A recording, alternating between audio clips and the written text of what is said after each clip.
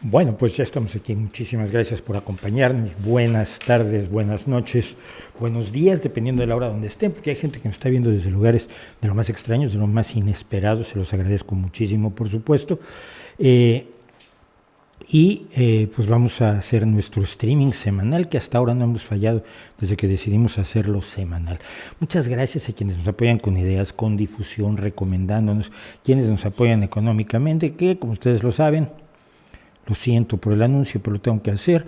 Lo pueden hacer a través de Patreon, de PayPal o de GoFundMe. PayPal o GoFundMe, una aportación de una sola vez, así sea de €1. Recibimos esta semana una de €1 y se agradece muchísimo. O en Patreon, que puede ser una aportación, que es una aportación mensual. Es una aportación mensual para que siga existiendo este canal, para que sigamos logrando lo fundamental, que es hacer que se enojen todos.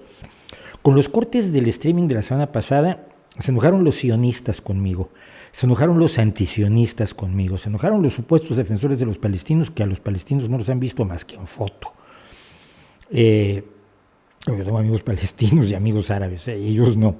Se enojaron conmigo los enemigos de Podemos porque dicen que los trato muy bien, y se enojaron conmigo los adeptos de Podemos. Tengo uno que me está troleando, claro, sin nombre, esto es muy importante, sin nombre. Me está troleando maravillosamente en Twitter, porque ¿cómo me atrevo yo a hablar mal de Pablo Iglesias? Porque dije que Pablo Iglesias era un hipócrita fingiendo que defendía la Constitución, cuando en realidad él siempre ha querido acabar con la Constitución. Dice que la Constitución está caduca, que la transición fue un engaño solo para mantener a las élites, y lo que hay que hacer es una nueva Constitución, un nuevo constituyente al estilo del que él recomendó junto con otros asesores que se hiciera en Venezuela. Entonces, bueno, el con mayor constitucionalista de este mundo, me dice el Podemero, es Pablo Iglesias. No lo es y no pasa nada. A mí lo que me molesta es la hipocresía. Si tú dices, creo que la Constitución no sirve para nada y hay que cambiarla, lo que yo te digo es cambiarla. Vota, organiza un referéndum, pídele a tus diputados que presenten una reforma constitucional, se hace la reforma y si ganan el referéndum, pues la cambiamos, no hay problema. Es lo que hace un demócrata. Pero si tú no crees en la Constitución y la quieres cambiar, pero al mismo tiempo dices que estás defendiendo la Constitución, lo que me preocupa no es tu posición ideológica, sino tu problema de carácter moral. Y bueno, logré que se enojara mucha más gente, lo cual me da muchísimo gusto. Tenemos una cosa, porque me lo pidieron bastante. Como ustedes saben, hay camisetas que vendo aquí en el propio canal. Abajo del vídeo encontrarán nuestra tiendita de Teespring, que creo que ha vendido 6 camisetas en los últimos 6 meses, pero una camiseta que me habían pedido mucho es esta, que finalmente ya está allí, que es la de Cuestiónalo Todo, recordando que todo se cuestiona con los límites razonables de qué pruebas estás pidiendo para aceptar una afirmación, y no nada más cuestionar por cuestionar, que es nihilismo. Creo que sí estoy un poco pasándome de la raya con el audio, a ver si está bien así. Lo que no quiero es que distorsione, por supuesto, el audio, y estoy aquí controlándolo todo, porque como ustedes saben, esto es el trabajo de un hombre orquesta. Hay una cosa curiosa. Cuando yo era muy pequeño, cuando tenía unos 9 años, veía yo en televisión a un presentador de la televisión mexicana, un locutor de radio además, muy famoso, y que hacía algunos anuncios de radio, se los inventaba sobre la marcha. Pepe Pérez peluquero peina personas pudientes, y era un anuncio de Peines Pirámide, o una de una marca de leche y se quedó en los clásicos de la publicidad en México, que decía leche fresca, tan fresca que hace 3 horas era Pasto. Era genial don Humberto G. Tamayo. Durante un tiempo tuvo un programa en la televisión mexicana que a mí me admiraba enormemente, y era el programa de un solo hombre. Este era un hombre que usaba su traje con su sombrero, todavía no pasaban de moda los sombreros, una tragedia que hayan pasado de moda. Me encantaba usar sombrero, era yo un anacronismo andando durante años en México. Y llegaba con su sombrero, lo colgaba y dice: agradezco a mi sombrero que me permite saludarles esta noche, y entonces improvisaba de todo, y tenía una especie de pecera de cristal con temas. Entonces sacaba un tema y empezaba a improvisar sobre el tema. Entonces decías, qué cultura general tan impresionante tiene este hombre. Y siempre cerraba su programa diciendo: ahí les dejo mi reputación para que la hagan pedazos. Siempre quise hacer el programa de un solo hombre, y vengo a darme cuenta a estas alturas del partido casi 60 años después de haber visto a don Humberto G. Tamayo, ¿qué es lo que estoy haciendo? Estoy haciendo el programa de un solo hombre aquí, porque yo hago cámaras, yo hago luces, yo hago el switch aquí, voy moviendo, que si aparece el Twitter, tengo que dar un clic aquí y entonces aparece el Twitter del nocturno y todo lo voy haciendo yo y no tengo a nadie que me ayude y por otro lado, tampoco lo quiero. Bueno, dicho lo cual, vamos a empezar con lo mejor que se puede empezar, por supuesto, en el mundo y que es con algo de música.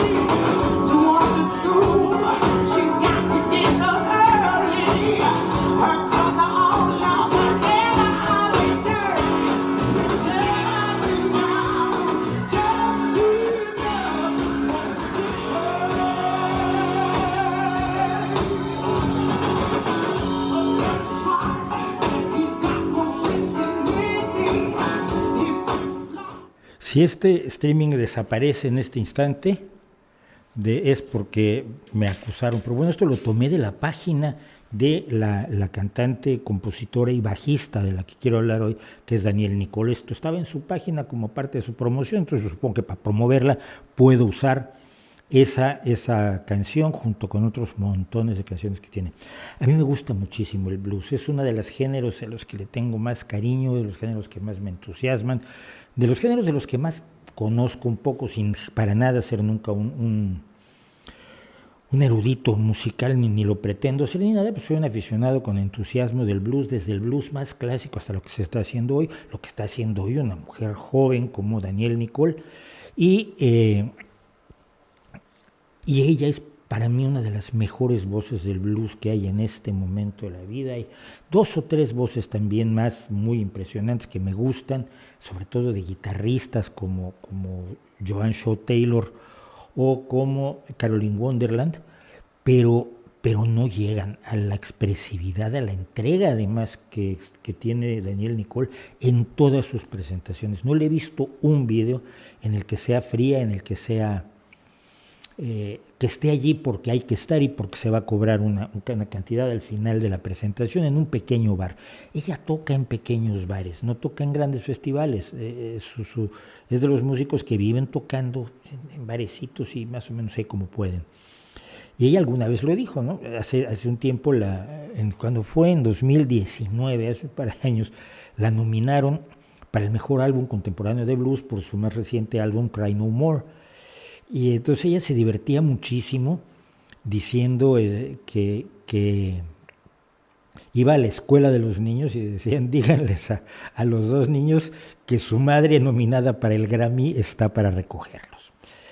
Se lo toma muy a broma porque alguna vez le dijeron, bueno, pero tú que quieres el Grammy, quieres lanzarte. Y dice, a ver, mira, si yo quisiera ser famosa, no tocaría el blues. Desafortunadamente es lo que está pasando. Si amas el blues, si haces blues es porque lo amas.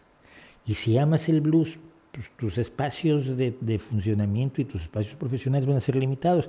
Vas a ser de la clase media de la música.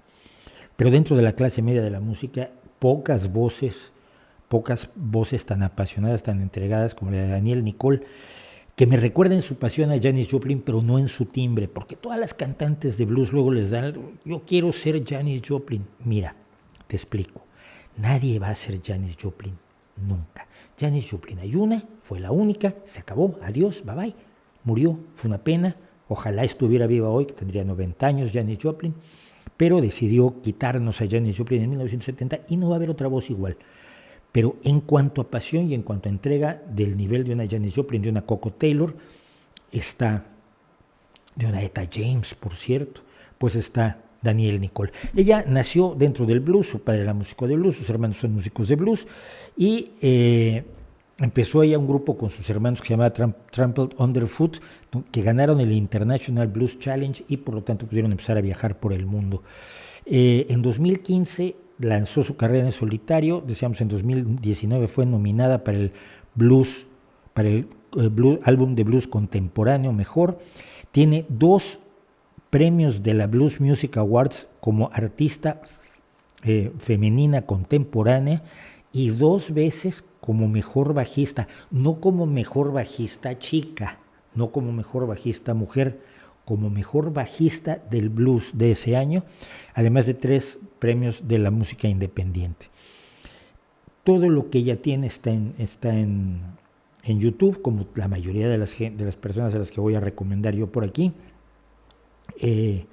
Tiene sus álbumes y esta gente vive de sus álbumes, por supuesto en sellos disqueros pequeñitos, no está en la Warner, no está en Sony, no está en estos grandes sellos que venden millones y millones de ejemplares de esa música que se hace con un ordenador y un tipo que sea guapo y famoso, o una chica que sea guapa y famosa, sino gente que realmente se le ocurra, trabaja durísimo, y trabajar duro en la música también a mí me parece que es un enorme valor. Les dejo a Daniel Nicol, les recomiendo a Daniel Nicol. Vamos a ver un segundo más de Daniel Nicol. Si estoy viendo el chat, o sea que hasta este momento no me lo han cerrado, vamos a oír un poquitín más de ella.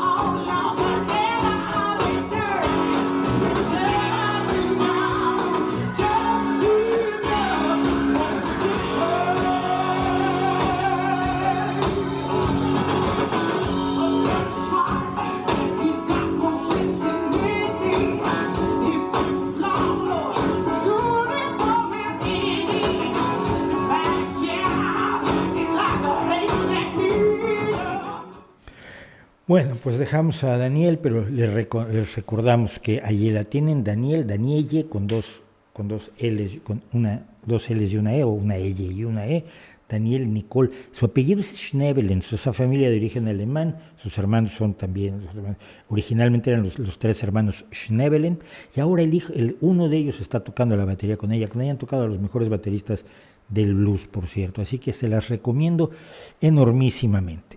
Y bueno, antes de entrar a chats y correos y demás, había una cosa que yo quería comentar porque sigue estando de actualidad por muchas causas, el tema de Pablo alias Hasél, que es Pablo Rivadulla, pero le gusta que le digan Hasél, no sé por qué.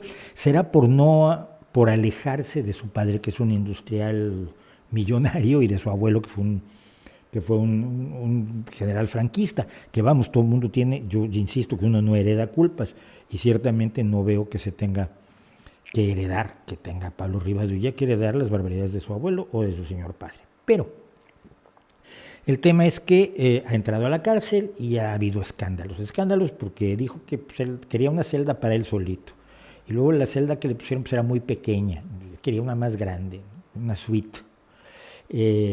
Y bueno, esto uno dice, quería lujos, pero no, su abogada explicó en una terrible entrevista en la que le tocó bailar, pero verdaderamente con lo más feo de la familia. Ella explicó que no, que él necesita espacio para estudiar porque es un preso político. Los presos políticos, ¿qué hacen en la cárcel? Pues hombre, si uno sigue la historia, lo que hacen es estudiar en la cárcel. Entonces, que él quería poder estudiar y que no podía hacer una celda tan pequeñita. Un poco como el tipo de los cuernos de bisonte, el chamán de Cuanón, que tomó el Capitolio en Estados Unidos y que cuando lo detuvieron pues, no quería comer porque pedía comida orgánica. Y él decía que tenía derecho a la comida orgánica. Es decir, vivimos en una sociedad con tantas garantías que un preso puede ponerse esos moños sin que le den 2 soplamocos, sin que lo pongan en solitario, sin que lo castiguen, y además que nos enteremos de todo eso y que él diga que es la defensa de su libertad.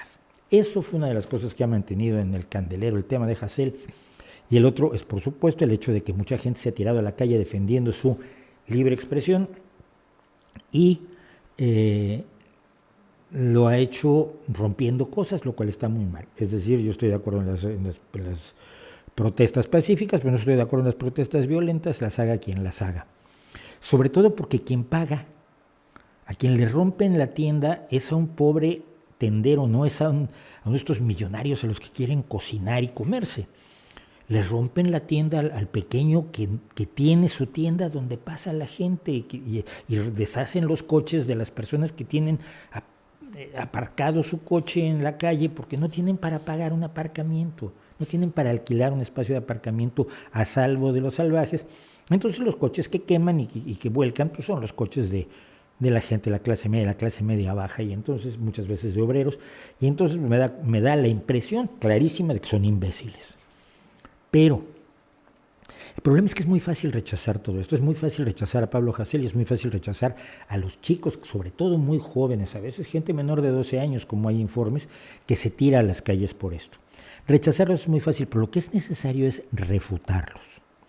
Y para refutarlos hay que entender qué es lo que los mueve y cómo se mueven, cuáles son los mecanismos ideológicos de creencias, de ideas, de convicciones que hay detrás. Y no basta decir son unos locos que quieren instaurar una dictadura porque son hijos de Marx y este tipo de cosas que oye uno en las tertulias de la derecha, como si hubiera de otras en España, y donde se les descalifica sin considerar ni siquiera que puedan tener alguna buena intención. Y yo creo que hay que analizarlo. Estoy hablando de Yanis y traigo a Yanis, me acabo de dar cuenta. Pablo Hasél pide que se mate a una serie de personas ricas y a los reyes y a una serie de personas porque él considera que es la forma de hacer la revolución para llegar a un país mejor. Está equivocado, por supuesto, lo podemos refutar, podemos explicarle que las revoluciones generalmente no han funcionado, que lo que ha funcionado es el reformismo, hacer un recorrido histórico sobre los resultados de las diversas revoluciones, de la Revolución Francesa, la Revolución Mexicana, la Revolución Rusa, que son distintas de las guerras de independencia, cuidado, y que probablemente la revolución no sea una buena idea.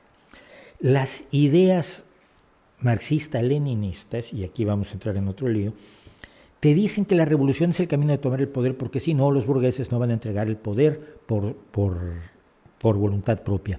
Yo creo que hay muchas formas de quitarle a la gente el poder sin que sea por su voluntad propia, o sea, que no te entregue el poder amablemente. El caso de Donald Trump es un buen caso a ver.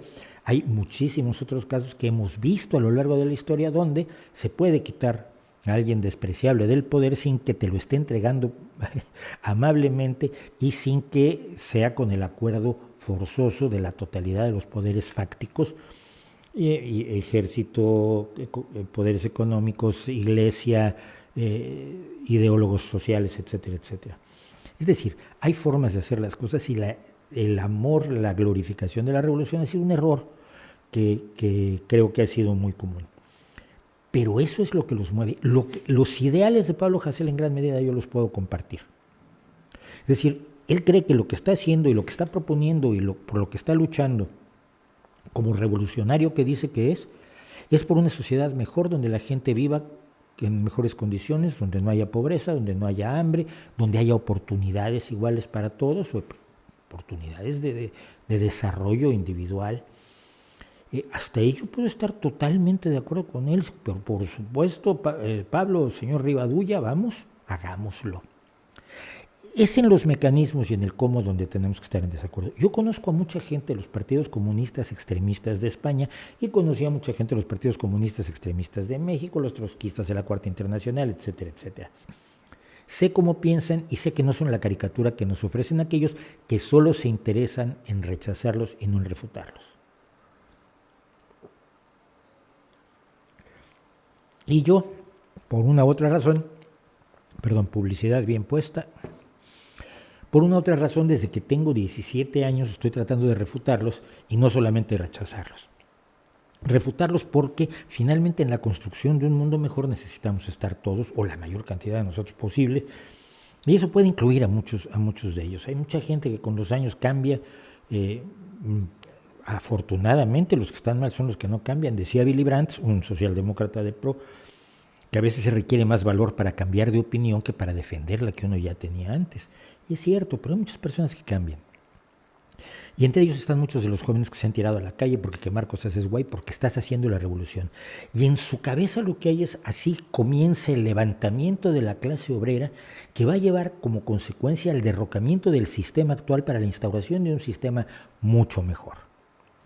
se puede refutar, se les puede explicar, se puede hablar con ellos, se puede uno sentar y debatir con ellos si quieren y si sus líderes los dejan, muchas veces no los dejan, es parte esencial del asunto, hablar y decirles, a ver, ¿por qué dices eso? Y mira, la realidad es esta y lo que vemos es esto otro y lo que está pasando es distinto de aquello que te has creado.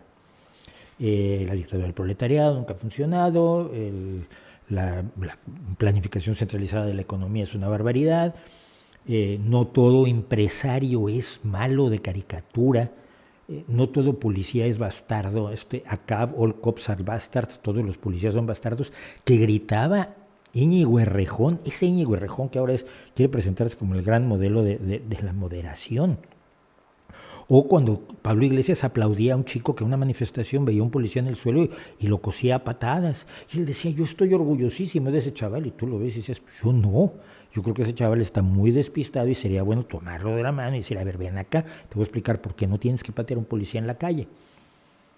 Y por qué la policía no es totalmente mala, sino que la policía cumple una serie de funciones, una de las cuales es la represión de los motines, y eso probablemente no te guste, pero no es la única. El mundo es más complejo de lo que tú crees. Todo eso es lo que no quieren hacer quienes se limitan a decir que Pablo Hasél es un chiflado, que lo es, pero es más que eso. Y que quienes están a su alrededor y quienes están saliendo a la calle a pedir su libertad son simple y sencillamente personas violentas que no tienen ninguna humanidad, ninguna idea, ningún valor, nada que se pueda tener en cuenta para analizar. Yo creo que hay muchísimo que analizar allí. La permanencia de ciertas ideas políticas entre los jóvenes, creo que es un asunto que debe preocuparnos enormemente. A mí, como socialdemócrata, siempre me ha preocupado que tenemos la peor comunicación del mundo. Lo dije la semana pasada, somos una vergüenza. Los socialdemócratas no sabemos comunicarnos con la gente en la mayoría de los casos, pero estos chicos son abordados por una serie de ideas que son muy seductoras y que a cualquier joven le gusta. No llevamos a instaurar la justicia.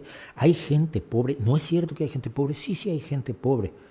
Y no es cierto que sería bueno que no tuvieran que esperar, sino que pudieran dejar de ser pobres, digamos, la semana próxima cuando ganemos la revolución. Hombre, sí. ¿Y a ti te parece que injusto que echen a alguien de su casa? Hombre, sí, no me gusta que echen a la gente de su casa. Oye, no, pero es que mires que es alguien que pues está alquilando una casa y no paga el alquiler y entonces hay que echarlo porque el dueño de la casa pues es de lo que vive, del alquiler, y como no le pagan el alquiler, pues también él está teniendo problemas económicos y entonces, y ojo, aquí no estoy hablando de las personas que tienen 20 pisos para alquilar, sino en muchos casos de gente que vive solamente de un pequeño inmueble que posee. Hay casos así y hay que tenerlos en cuenta y a veces echar a la gente y a veces un desahucio es terrible, pero todo desahucio es terrible, pues no todo desahucio es evitable. Hay gente y yo lo conozco por abogados que conozco, hay gente que se dedica a alquilar inmuebles y a no pagar nunca la renta y va estafando caseros por la vida, ¿no? Hay otros que si su tragedia es no poder pagar el préstamo, ¿cómo haces para que paguen el préstamo? ¿Cómo haces para que el que puso el dinero para el préstamo no lo recupere? El que puso el dinero de la hipoteca, que generalmente es el ahorrador, no es el banco. El banco no es dueño del dinero, el banco maneja el dinero de los ahorradores, le compra a los ahorradores el dinero barato y se lo vende caro a aquellos que le piden créditos. Ese es el negocio de los bancos. Pero es mucho más complejo que simplemente es una tragedia que haya un desahucio y por lo tanto vamos a impedir que haya desahucios y para eso vamos a hacer la revolución.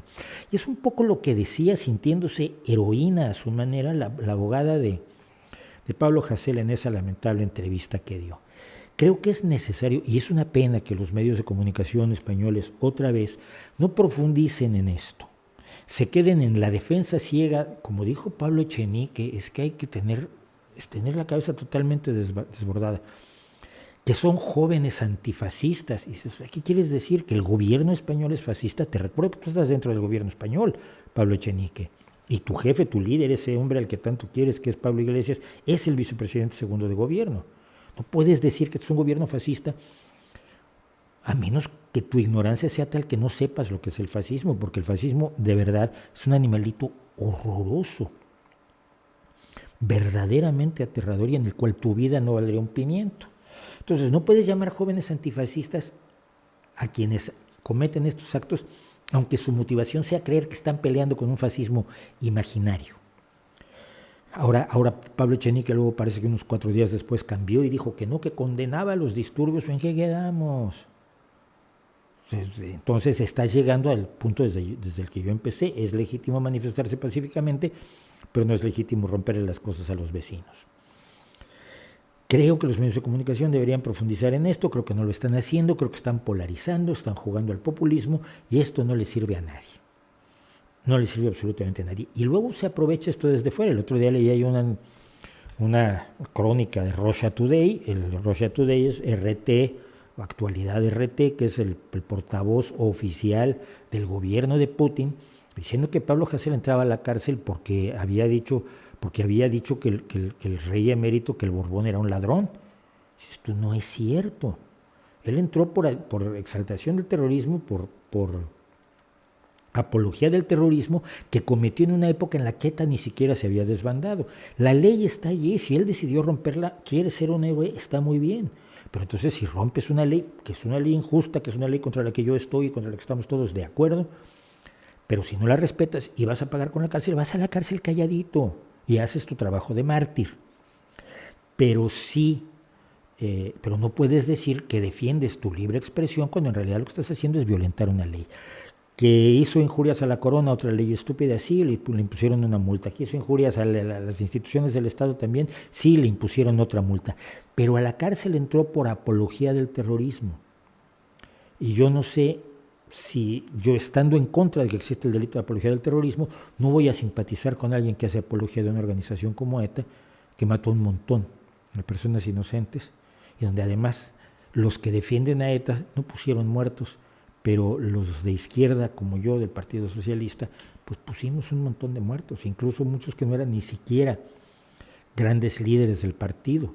El hombre que creó la sanidad pública española, Ernest Lluch, fue asesinado, pero también el último asesinado fue un señor que había sido concejal en su pueblo y que era cobrador en una caseta de una autopista. Ese era el trabajo que hacía un compañero que fue asesinado a 2 tiros en la nuca. No puedo defender eso, no creo que se deba hacer apología de eso, me parece inmoral, pero no creo que deba ser ilegal. Dicho lo cual, vamos a meternos en más líos. Les decía yo nada más esto, última cosa. Lo que haces al rechazar a esta gente y atacarla con caricaturas tan burras como las que hacen ellos, de todo lo que les rodea y tan simplonas, y es animarlos, es alentarlos, es demostrar que eres el enemigo. Yo no sé si ustedes han tenido perro, pero es muy fácil. Si al perro le tiras hacia acá, el perro empuja más hacia allá. Al perro le tienes que enseñar a que esté contigo. Pero si tú tiras, él empuja. Luego por eso la gente que cree que los controla más con un arnés, lo que hace es que los perros los sacan a esquiar todos los días tirando con el arnés. Porque por instinto los perros van en sentido contrario a donde tú tiras. Y eso lo hacemos los seres humanos también, no solamente los perros. Y en este caso, quizás entender de dónde salen y para dónde van quienes dicen todas estas cosas es útil para evitar precisamente que nos polaricemos y tiramos por un lado de los perros para otro. Bueno, seguimos con otra cosa que también me pasaron. Antonio Samperio me pasó esta nota que me parece relevante. A ver, vamos a ver.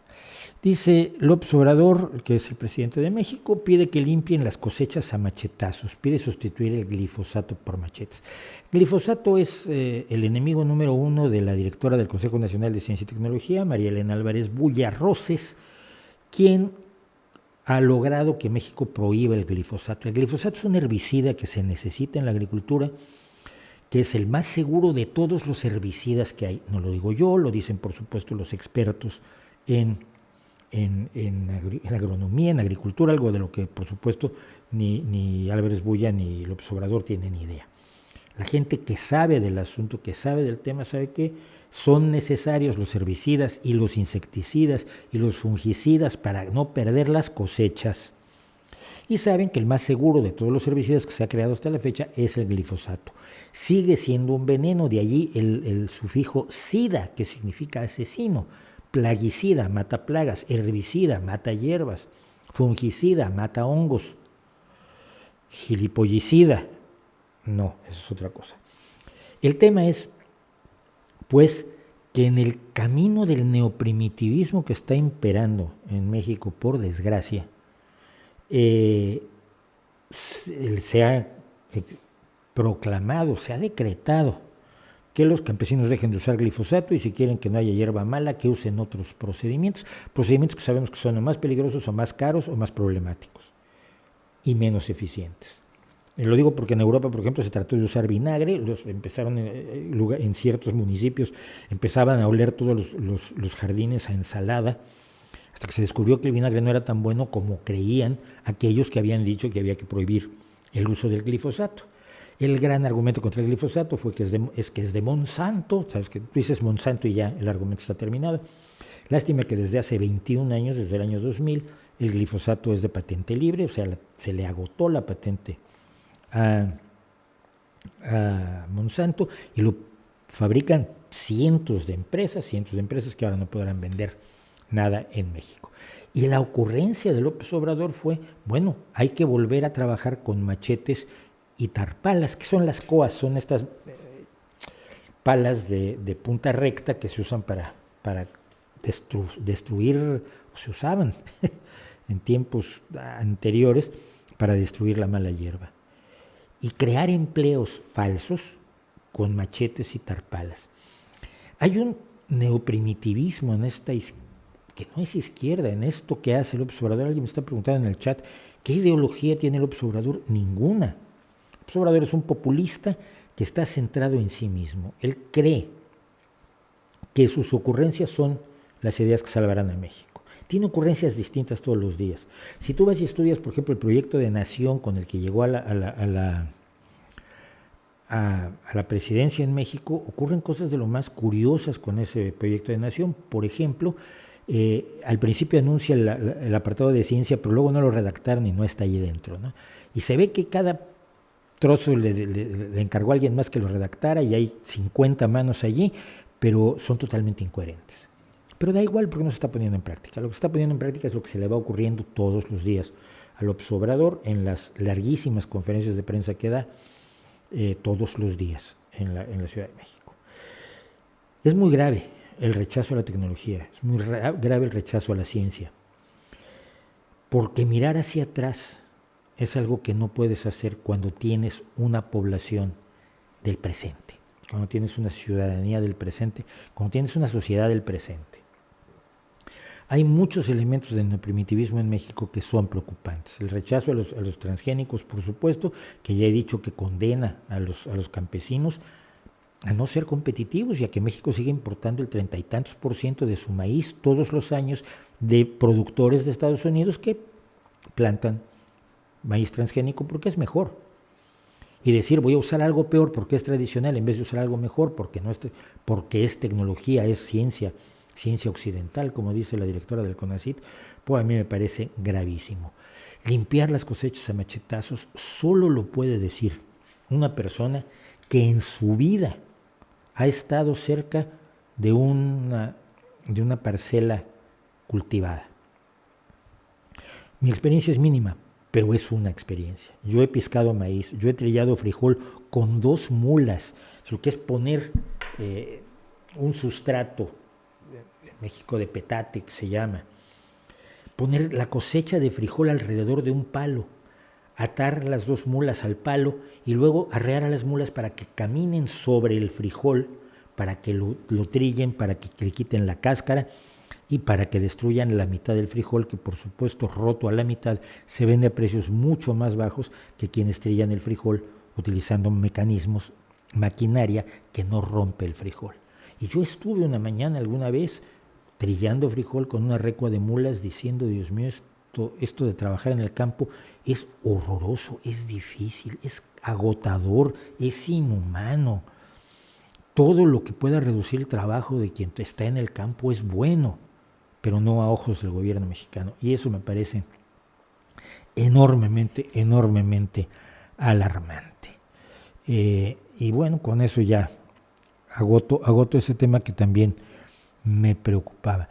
Y vamos a hablar de algunas otras cuestiones que nos han dejado en el tweet, que nos han dejado en el Twitter, en el correo electrónico y en el chat de la semana pasada. El chat de la semana pasada, gracias a Clark Wolf, por cierto, y a Tony Luis, no tiene nombre extranjero aquí, por el chat, porque me pasaron la copia del chat. Esto me recuerda muchísimo una vez que estábamos en una mesa de café en México, el escritor Laszlo Musong, que es de origen húngaro, el escritor Fritz Glockner, que es de origen alemán, y yo, que soy Mauricio Schwarz, que tengo un apellido polaco, y alguien pasó y dijo, aquí está el futuro de la literatura en México, estamos muy mal, Schwarz, Glockner y Musong. Muy divertido, pero bueno, gracias a Clark Wolf y a Tony Luis. Dice José Bendec, vamos rapidísimo con todo lo que podamos aquí, que ya llevamos 40 minutos, qué barbaridad. ¿Crees que es un error de países como Venezuela, Bolivia y Ecuador depender económicamente solo del extractivismo? Sí, claro, por supuesto. El no asumir la necesidad de tener otra forma de competencia a nivel internacional te condena a los precios de futuros. En el momento en que los precios de futuros caen, estás perdido. Y es lo que le pasó a Venezuela con la caída de los precios de petróleo. Se ha tenido que inventar Maduro que fue un complot de los Estados Unidos para bajar el precio del petróleo. Y esto, chico, cuando se ha bajado el precio del petróleo, han entrado en acción los grandes productores a través de la OPEP para impedirlo, o ya se nos olvidó la crisis del 73, bueno, sí, para muchas personas se le habrá olvidado, cuando Arabia Saudita y Venezuela cerraron el grifo y de pronto resultó que había una escasez de petróleo en todo el mundo. El mundo se ha alejado del petróleo. El mundo está buscando otras formas de energía y depender del extractivismo petrolero, del extractivismo minero, etcétera, es un error porque no tiene demasiado futuro. Puede usarse como un escalón para industrializar un país, para generar opciones tecnológicas, para generar parques tecnológicos, para educar a los jóvenes en las carreras que hoy se necesitan y no en las carreras, por ejemplo, que en México se están instaurando en las universidades falsas de López Obrador,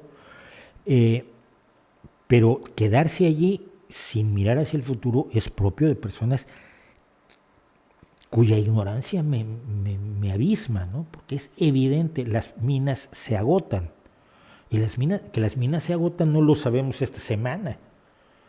Yo vivo actualmente en Asturias, un lugar que fue colonizado por los romanos, que encontraron aquí minas de oro, y las minas de oro, cuando las agotaron, se fueron los romanos. Se fueron, se acabaron las minas, adiós. Y aquí hay pequeñas explotaciones de oro que no dan para mucho. Aquí fue la minería del carbón. Entonces, ¿qué puedo decir? Que el extractivismo es un grave error. Mauricio, dice Danny J. White, y sus seudónimos me divierten mucho. ¿Por qué no dan sus nombres? ¿Qué le tienen miedo? Yo no sé, no entiendo. Yo creo que hay gente que debe tener miedo cuando vive en regímenes dictatoriales, pero ocultarse porque sí no le veo razón. Bueno, Danny J. White, igual se llama así y me va a insultar ahora.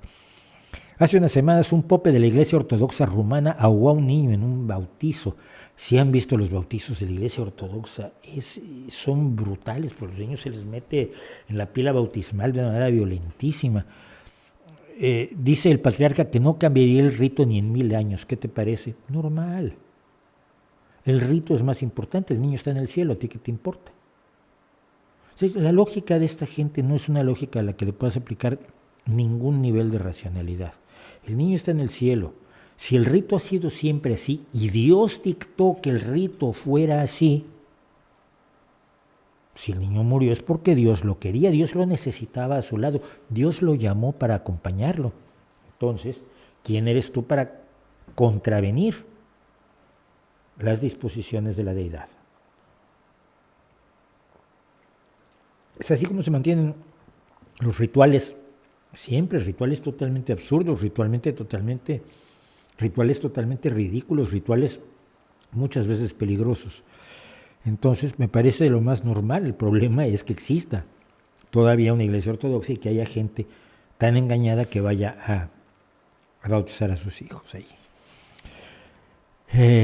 Michael González, ¿por qué cree que los liberales de su país, como Juan Ramón Rayo, critican tanto a Podemos y al PSOE y no hacen lo mismo con Vox y el PP?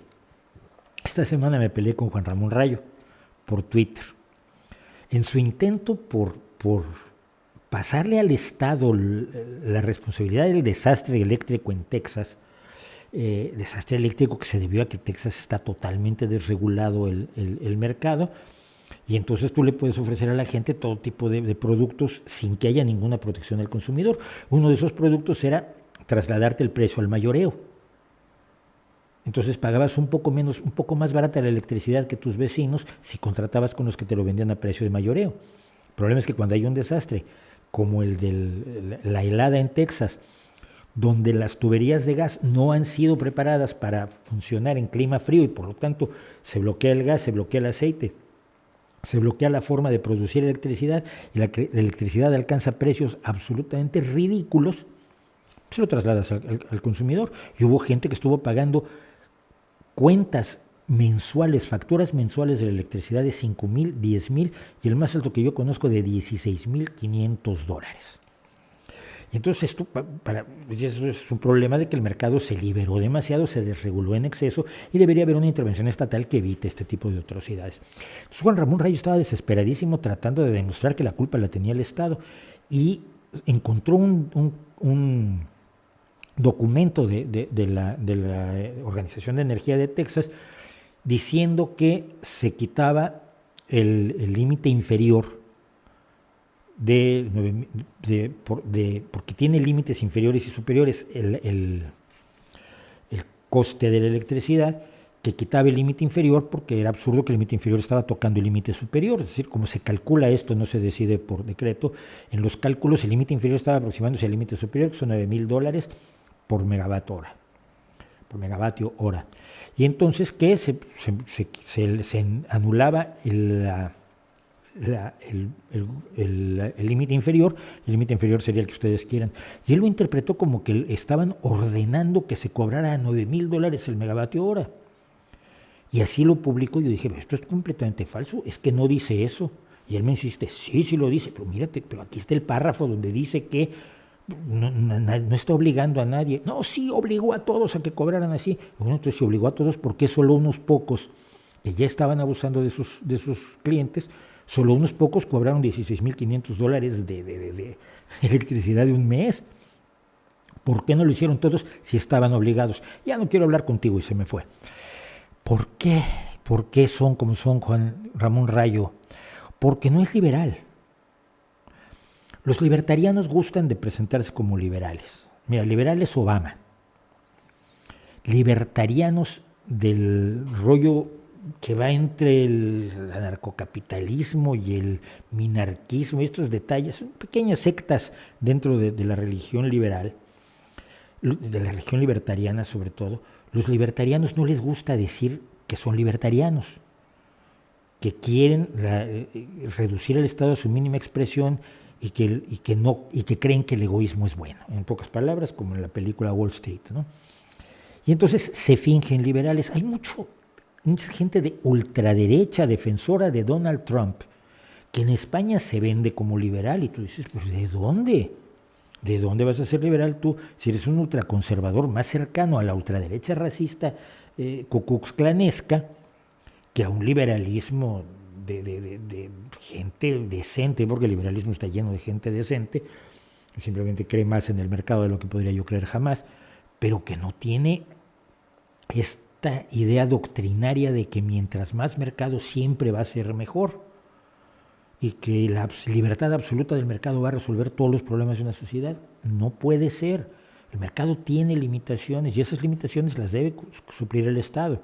En el otro extremo están los que te dicen mientras más Estado mejor, y entonces cuando el Estado se haga cargo de todo se van a resolver las cosas. No, mira, ya se intentó y tampoco funciona. Y no es buscar un punto medio, que yo no creo en los puntos medios, el justo medio. Creo simplemente que la realidad nos demuestra que el mercado tiene una función y que el Estado tiene otra función, entre otras evitar que el mercado abuse de los consumidores, que abuse de los trabajadores, que abuse de sus proveedores, que abuse de su entorno, que abuse de sus vecinos. Y todas esas reglas sobre los consumidores, sobre el trabajo, sobre la competencia leal, sobre el medio ambiente, solo las puede imponer un Estado fuerte y las van a aceptar de buen grado todos los empresarios decentes y no las aceptarán 3 o 4 loquitos extremistas que son a los que defiende gente como Juan Ramón Rayo.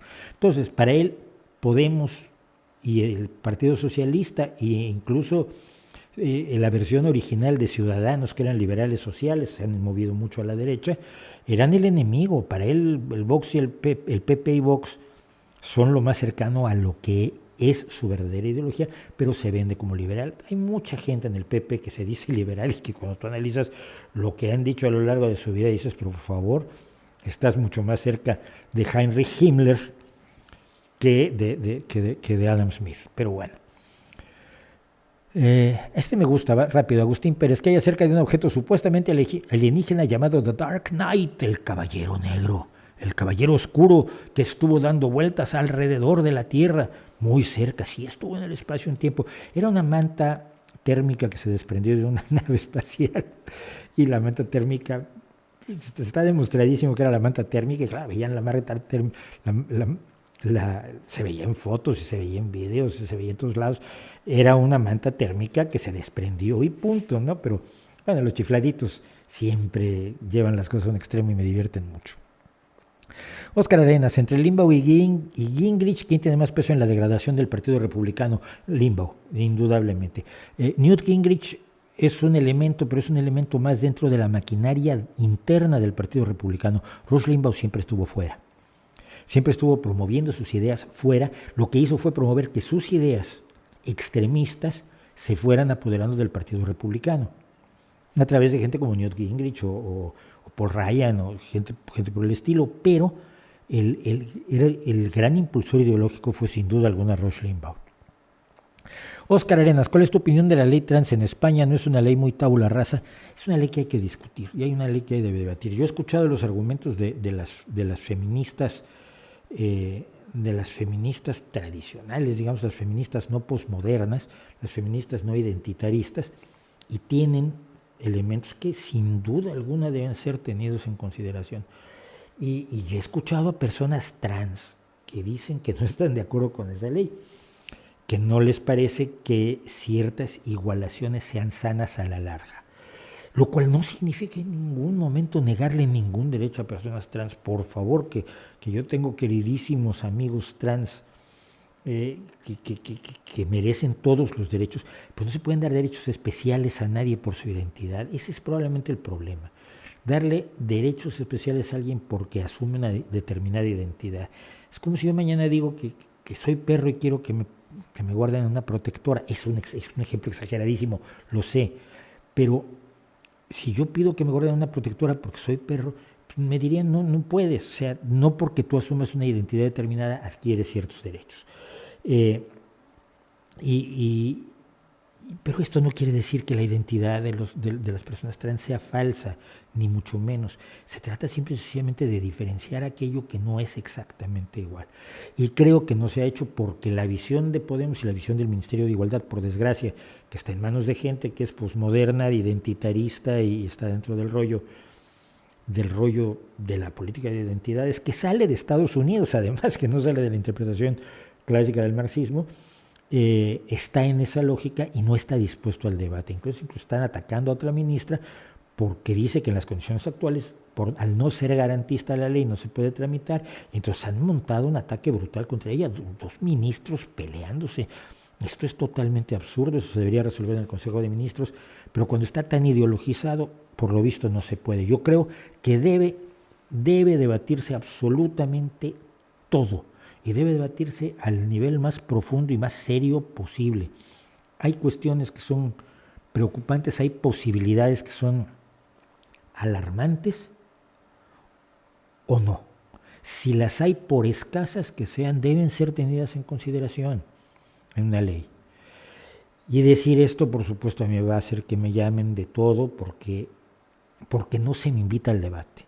Porque no se procede al debate, sino se procede a decir que yo soy parte del enemigo y que estoy en contra de los derechos de ciertas personas, que nunca los estaré. Estoy a favor de los derechos de todas las personas, pero también estoy a favor de que esos derechos dependan de quién eres. Que esos derechos no dependan de quién dices que eres, de quién sientes que eres, de quién estás, de una realidad que es interna, absolutamente legítima, pero que no es una realidad externa. y decir esto, bueno, ya me imagino lo que voy a oír sobre mí. Y hoy me acusaron al mismo tiempo de judío, de jesuita, de masón. Y como decía alguien en Twitter, te faltó que te acusaran de ateo, pero eso me acusan todos los días. Pero eso no es una acusación. No soy masón, no soy jesuita, no soy judío, por supuesto que soy ateo. Esa no la cuento yo como acusación. ¿Ha escuchado o sabe algo del confederalismo democrático kurdo? No. ¿O del movimiento zapatista en México? Muchísimo. ¿Cree que se pueden aplicar algunas de sus propuestas económicas y hay que dejarlos en paz? ¿Qué propuestas económicas? Pregunto cuáles son las propuestas económicas de los zapatistas. Porque no las he visto. Y porque no he visto el desarrollo económico de los municipios zapatistas, que son municipios para todo efecto práctico independizados de México, municipios totalmente autónomos desde marzo de 1995, estamos hablando de 26 años. No he visto avances para los hijos de los zapatistas que hoy vivan mejor que los hijos de los campesinos que no eran zapatistas en 1990. Ese es el problema grave que yo veo con el zapatismo. Creo que nace de una manera con una legitimidad de origen enorme. Y lo he contado, yo estaba trabajando con Cárdenas, cuando me entero del levantamiento zapatista el 2 de enero de 1994, dije quiénes son estos para hacernos perder las elecciones, porque acaban de hacernos perder las elecciones. En el momento en que dispararon el primer tiro, la posibilidad de que Cárdenas ganara las elecciones era muchísimo menor. Y se demostró. Entonces, yo en principio rechacé, luego me doy cuenta de que ellos, con el poco caso que se le ha hecho a los indígenas en México, todos los gobiernos y todos los partidos de izquierdas y de derechas, pues ellos no tenían que estar esperando a que nadie ganara las elecciones. Evidentemente creo que hicieron mucho daño, pero ni lo podían haber evitado, ni lo tenían por qué haber evitado, ni tenían por qué haber pensado en ello. Creo que sí, hicieron daño, pero no los culpo por ello. Pero al paso de los años, aquello se enquistó de una manera terrible, aquello se enquistó en el idealismo que no mejora las cosechas, el idealismo que no tiene escuelas mejores para los niños, el idealismo que no tiene mejores servicios de salud, el idealismo que no tiene mayor apoyo para los mayores, el idealismo que no permite el desarrollo de las mujeres. Y entonces lo que ves es que lo único que se hizo fue entrar en una especie de burbuja temporal donde se creó una sociedad llena de ilusiones y totalmente carente de realidades. Y esto me rompe el alma. Todo el mundo sabe que yo creo que la solución del indígena campesino pobre en México, que son 3 palabras que son casi sinónimos, es urgente, es una de las grandes tareas pendientes de la sociedad mexicana y de las sociedades latinoamericanas en general, que han hecho con sus indígenas cosas mucho peores a veces de las que hicieron los colonizadores o los anteriores imperios indígenas propios. Pero creo que la dirigencia zapatista tampoco ha respondido a esas necesidades y no ha llevado a una vida verdaderamente mejor, más llena de posibilidades, del derecho a soñar, del derecho a comer, del derecho a vivir de las personas que viven en las zonas zapatistas, y me alarma y me entristece muchísimo. ¿Conoce a Jano García? No. ¿Conoce a Jordi Wild? Tampoco. Dice que una de las razones por que la economía española falla es porque se invierte demasiado en pensiones y que los impuestos deben bajar. Un libertariano más, vale. Se invierte demasiado en pensiones, quiere decir que hay que bajar las pensiones a las personas mayores. Ellos aportaron todos los años, todos los meses, aportaron su cuota de la seguridad social para pagarse sus pensiones. Ahora hay que quitarles las pensiones. ¿Cuánto por ciento? Para bajarle los impuestos, ¿a quién? ¿A los que más ganan? ¿Y eso cómo va a resolver la cuestión económica? Cuando en España el problema, y lo he dicho muchas veces, es que tenemos un dinero viejo que no es emprendedor. Un dinero viejo que todavía es el del terrateniente andaluz, por favor. El del empresario unipersonal. Ni siquiera el del gran accionista. Cuando el empresario unipersonal es muy buena persona y muy trabajador, vamos muy bien. Cuando no. Y acaban vendiéndole sus empresas a los que vienen y se las compran. No, la economía española necesita de una empresa sólida y una empresa firme, pero no tiene impuestos especialmente altos. España tiene impuestos acordes a los ingresos de la gente. Mucha gente me dice, bueno, ¿por qué no se tienen impuestos como en Dinamarca? Porque no hay salarios como en Dinamarca. Porque el 45% de un salario medio español es una locura y el 45% de un salario medio danés es perfectamente asumible, sobre todo por los beneficios que te trae. Pero no es que le baje los impuestos a los ricos, es que se reparte mejor el producto del ingreso fiscal. Pero los libertarianos siempre van a decir eso, y van a decir, bajando los impuestos se estimula la economía. Y si vamos a la historia, no es cosa de ideas, no es cosa de creencias. Si vamos a la historia y vemos las grandes reducciones de impuestos, la de Reagan, la de Trump, la de Bush, no lograron estimular la economía.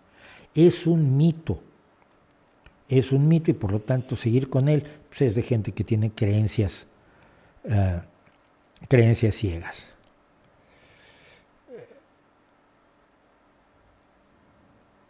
Esta es muy importante y voy a terminar esta sección, esta hora. Vamos a hacer un pequeño corte, como siempre, con esto de Nahuel Matías Merigi. Nahuel es de mujer, es nombre de mujer, si mal no recuerdo. Sí, bueno, igual me equivoco. Señor Mauricio, tampoco, Mauricio basta, ¿eh? ¿Qué opina de esta idea que leí por Twitter? Un acuerdo por el cual todos los países cobren... no es cierto, esta no. Que cobren los mismos impuestos a la gente con más de $1 millón en ingresos. No vas a poner de acuerdo a todos los países. La realidad socioeconómica, política de cada país es diferente. Mientras no iguales a todas las personas económicamente, con una situación socioeconómica igual a todos los países, eso es absurdo. Proponer eso es enormemente absurdo, además de que es imposible lograrlo. ¿Cómo vas a convencer a todos los países con sus realidades distintas de que hagan eso? No, era de Jair Archbold, que dice ¿qué opina que algunas personas hoy en día afirmen que el nazismo está ligado al socialismo solo porque en su nombre tiene la palabra socialista, cuando claramente estos son antagonistas? Porque tiene el nombre y porque conviene. Es muy fácil meterlo y hay gente muy seria, filósofos como Gustavo Bueno, aquí en España, que meten al nacionalsocialismo dentro de los esquemas del socialismo. La historia es la siguiente. El Partido de los Trabajadores Alemanes fue fundado por Anton Drexler a principios de los años 20. Y Anton Drexler quería ponerle Partido Socialista. ¿Por qué? Porque así atraemos a los trabajadores que están metidos fundamentalmente en el Partido Comunista Alemán, en el PKD o en el Partido Socialista Alemán. Y entonces atraemos a los trabajadores diciendo que nosotros también somos socialistas. Estamos en contra del capital. Y nos van a creer porque ellos están en contra del capital, pues los obreros vivían en unas condiciones muy distintas a las de los obreros alemanes de hoy, hay que aclararlo. Y así podemos atraer a más trabajadores. Le dijeron que no. Y fue el Partido de los Trabajadores. Cuando Hitler empieza a tener fuerza dentro del partido, se vuelve a proponer que sea socialista, que adopte el nombre de socialista. Hitler se opone a agregarle el nombre socialista al Partido Alemán de los Trabajadores. Pero en aquel momento no es todavía el amo y señor absoluto del partido y la directiva del partido acuerda ponerle el nombre socialista para eso. Luego lo integran al discurso de manera más o menos torpe, desde Goebbels hasta Himmler, hasta Hitler, pero jamás tiene ideales socialistas. Sus principales financistas son los grandes ricos, los grandes capitales alemanes. Los grandes capitales alemanes no estaban pagando para que los arruinaran, para que les quitaran las empresas o para que los trabajadores tuvieran más derechos. Al contrario, a lo largo del tiempo se van destruyendo todas las organizaciones sociales que pueden defender a los trabajadores para crear sindicatos únicos. Todas las organizaciones sociales se destruyen para crear organizaciones que solamente respondan al Partido Nacional Socialista alemán de los trabajadores. Pero nunca maneja ninguna idea socialista, ninguna idea de reparto de la riqueza, ninguna idea de derechos de los trabajadores, ninguna idea de igualdad de derechos entre hombres y mujeres y todas las personas de todas las razas, que es una de las esencias básicas del socialismo. Deberíamos tenerlo presente. Es precisamente lo opuesto. Aquí comentaba en una entrevista que pronto vamos a tener en el canal con Alejandro Gallo, cómo destruye todas las organizaciones juveniles para que queden solo dos, la Bundesmachen, que son la organización juvenil de chicas, y la Hitlerjugend, que es la organización de chicos, los dos dependientes del Partido Socialista. Y destruye a los Boy Scouts. De hecho, lo contaba yo en el video de la Rosa Blanca, hay gente que fue condenada por hacer senderismo con grupos no permitidos de Boy Scouts. Los Boy Scouts eran una organización terrorista a ojos del Partido Nacional Socialista, el partido nazi. Entonces, jamás hubo una idea de igualdad. La idea precisamente es la desigualdad absoluta entre los seres humanos. La idea de democracia, la idea de que la gente tenga la soberanía, queda destruida ante la idea fascista trasladada al nazismo de que un líder fuerte que se haga con el poder es el líder que necesita el pueblo y no necesita andar votando. ¿Para qué votan si no saben ni lo que votan? Acuérdense que hay muchos partidos de izquierda que también dicen que la gente no debe votar porque no saben lo que hacen, no saben votar. Nunca les gusta cuando votan en contra de ellos. Nunca le gusta a nadie, pero algunos los demócratas aceptamos que a veces la gente vota contra nosotros, ellos no. Entonces, la realidad de la práctica del nazismo desde que asume el poder, desde que es una fuerza clara, 1928, 30, 32, hasta su destrucción, toda su práctica es lo opuesto a lo que puedas llamar socialista de cualquier manera imaginable. Pero mantuvieron el nombre.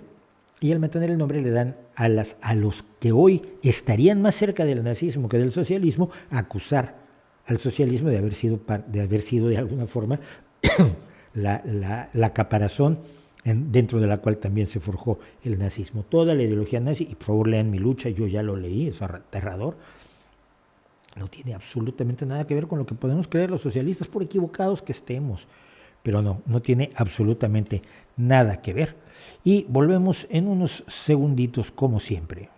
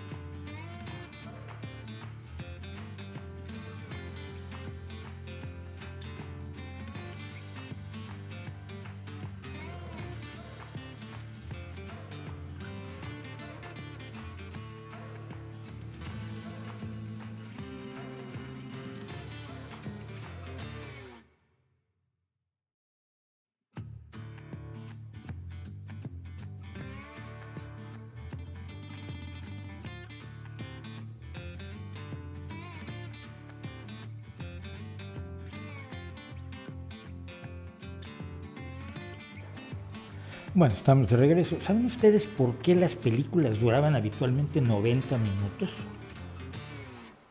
Es una historia muy bonita. Las películas duraban 90 minutos porque los grandes zares del Hollywood de los años 30, 40, cuando empiezan las grandes superproducciones, dicen que es el tiempo que puede pasar una persona sin ir al baño. Pues más de 90 minutos tienes gente saliendo al baño. Lo digo para los que dudan qué pasa en estos minutos. Yo lo que estoy haciendo es dejar espacio para mostrar lo bien que se verían los anuncios de nuestros patrocinadores, que quizás algunos de ustedes que tienen una bonita empresa, que tienen una bonita organización, que tiene algo que quiera promover, pues puede pagar por ser nuestro patrocinador. Nosotros encantados. Va a ocupar ese lugar muy alegremente su anuncio, mientras yo voy a arreglar un par de cositas y a servirme más Coca-Cola sin que se note, porque si no, ahí los estás anunciando. Me pregunta Leonardo Rodríguez, vamos a acabar rápido con esto, ¿cuándo acabará la pandemia? Nadie lo sabe, probablemente nunca. La de influenza no ha terminado, es una pandemia que lleva miles y miles de años. La del SIDA no ha terminado. y lleva ya un montón de años también. No va a terminar. Lo que va a terminar es la situación de ultraemergencia. Y sobre la opinión de Bill Gates de que la próxima pandemia será 10 veces peor. A ver, Bill Gates no tiene opinión porque no sabe, porque no es experto. Lo que hace, y lo que hace trampa Bill Gates, es que va y les pregunta a los expertos, y luego como a él le hacen mucho caso más que a los expertos, él traslada la opinión de los expertos. Cuando hace 5 años dijo que podía venir una pandemia horrorosa, no se le ocurrió un día que se levantó en la mañana y dijo, ay, mira, viene una pandemia, lo vio en su bola de cristal. No, está asesorado por las mejores mentes, por los mejores expertos del mundo, que le dijeron, esto es una posibilidad real. Y lo dijo él, lo dijo Obama, y lo dijeron muchísimos epidemiólogos a lo largo de los años.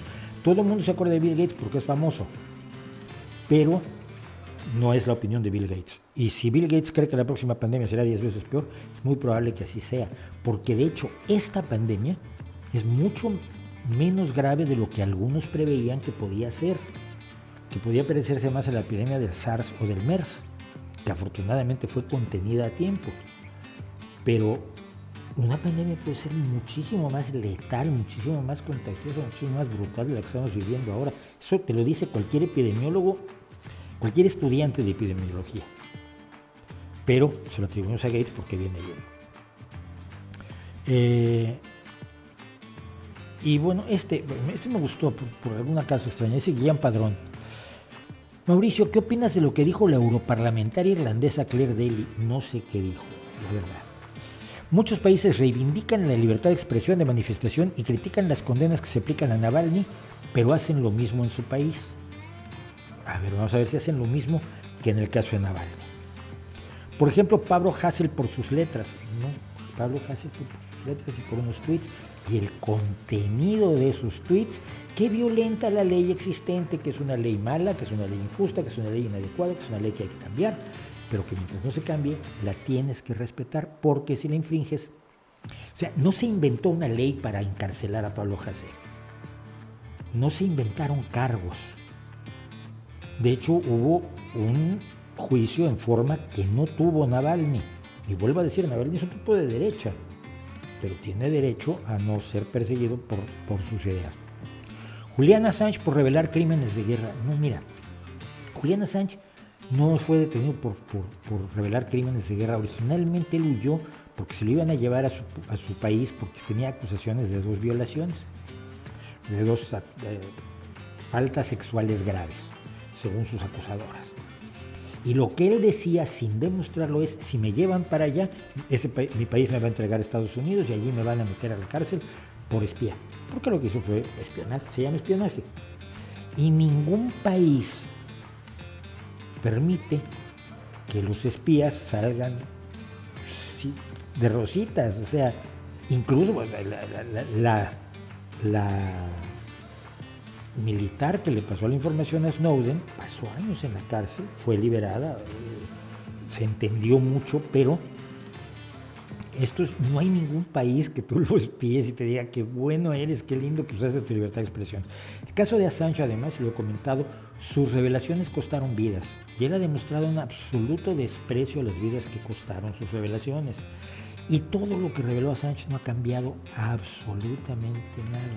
Esto es muy grave. Ahí tengo la música puesta, perdón. Perdón,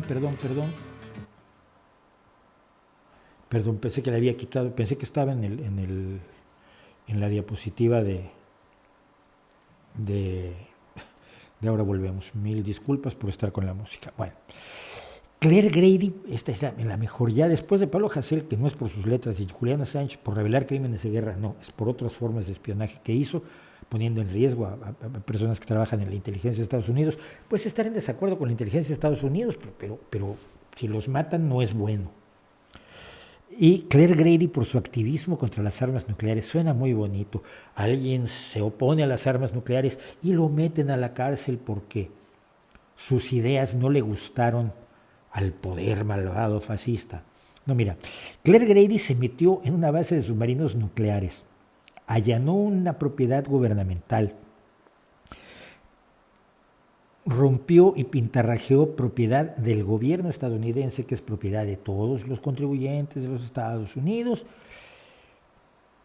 Y fue por eso por lo que la detuvieron y la acusaron, no por sus ideas, no por su activismo en contra de la guerra nuclear. Yo soy activista contra la guerra nuclear desde 1971, cuando me manifesté frente a por la prueba de Amchitka, la prueba nuclear de Amchitka en 1971 ante la Embajada de Estados Unidos y me metieron en un furgón policial.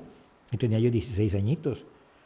Pero no está encarcelada por su activismo, está encarcelada por meterse en una base de submarinos nucleares y dañar propiedad del gobierno. Y si tú te metes, si tú estás de acuerdo en que los que atacaron el Capitolio el 6 de enero sean detenidos y procesados por allanar un edificio gubernamental y además destruir propiedad del gobierno, como por ejemplo el imbécil que se llevaba el podio del Senado, y es un tarado total, que además saluda como si viera qué guay soy, pero tú eres tonto, tío, te están tomando una foto que te va a representar la cárcel. Si estás de acuerdo en que se procese a los del 6 de enero, tienes que estar de acuerdo en que se procese a Claire Grady, porque no es un problema de libertad de expresión, es un problema de acción.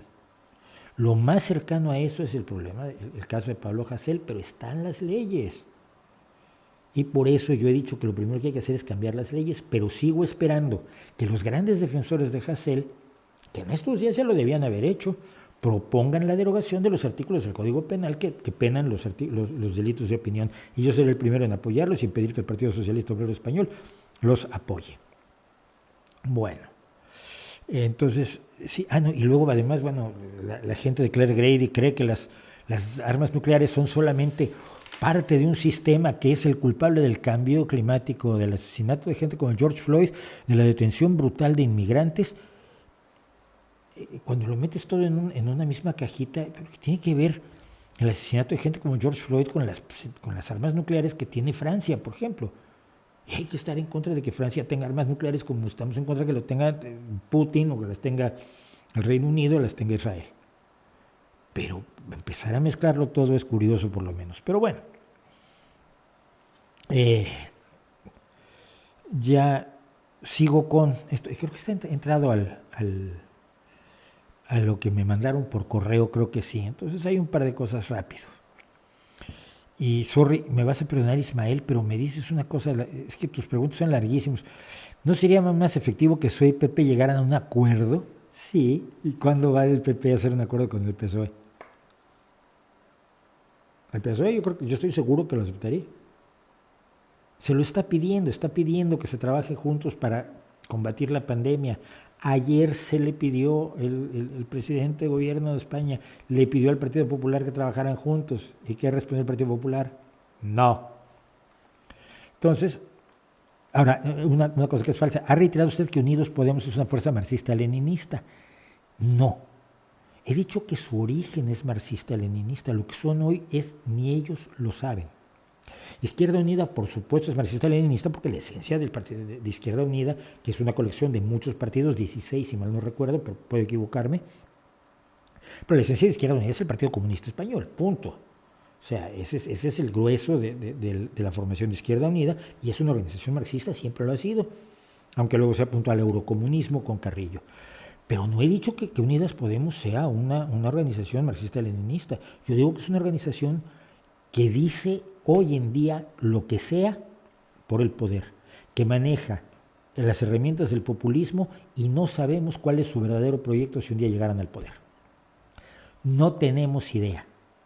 Tenemos idea de lo que pasa el PP, tenemos idea de lo que hace el PSOE, tenemos idea en cierta medida de lo que podría hacer Ciudadanos y tenemos incluso una idea de lo que haría Vox, que finalmente es un partido extremista de la derecha de Steve Bannon. Pero lo que quiere hacer Podemos, la posición de Podemos, su plan de gobierno, si tú lees es que esto era alucinante, leías los programas electorales y cambiaban radicalmente de una a otra vez.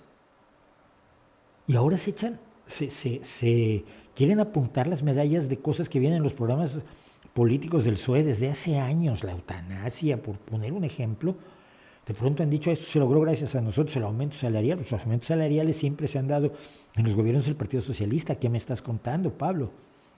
Pero, ¿qué es lo que piensan? ¿Cuál es su proyecto? No es claro. Es muy fácil denunciar, como lo han hecho incesantemente, todo lo que está mal, porque muchas cosas están mal. Pero eso no quiere decir que su diagnóstico de las causas de esos problemas sean correctos, y mucho menos que la solución que proponen, que no sabemos cuál es, sea la correcta. Eso es lo que habría que analizar.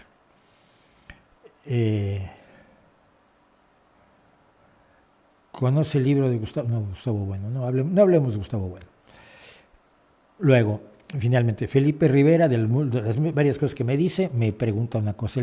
Los sistemas privados de pensiones, ¿cómo funcionan sus ventajas y desventajas? Otra vez, muchos dicen que como el Estado es ineficiente, el sector privado debe ser el que maneje los fondos de pensiones. Sí, porque el sector privado no es ineficiente para nada. Si descuentas los rescates bancarios, si descuentas los rescates de las cajas de ahorros de los Estados Unidos en el escándalo de la Cesanel, si descuentas lo que pasó en Texas el otro día, si descuentas un montón de cosas, no hay ningún motivo para que el capital privado sea más eficiente que el Estado, sobre todo porque siempre pide la protección del Estado.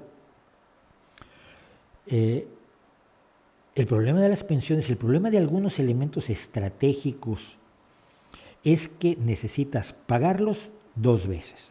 Me explico.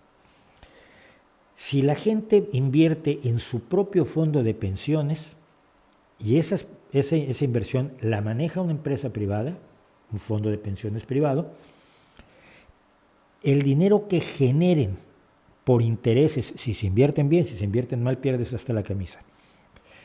El dinero que genere la inversión que tú hiciste como trabajador, que pagas todos los meses, tu fondo de pensiones privado, el dinero que generan no es para ti.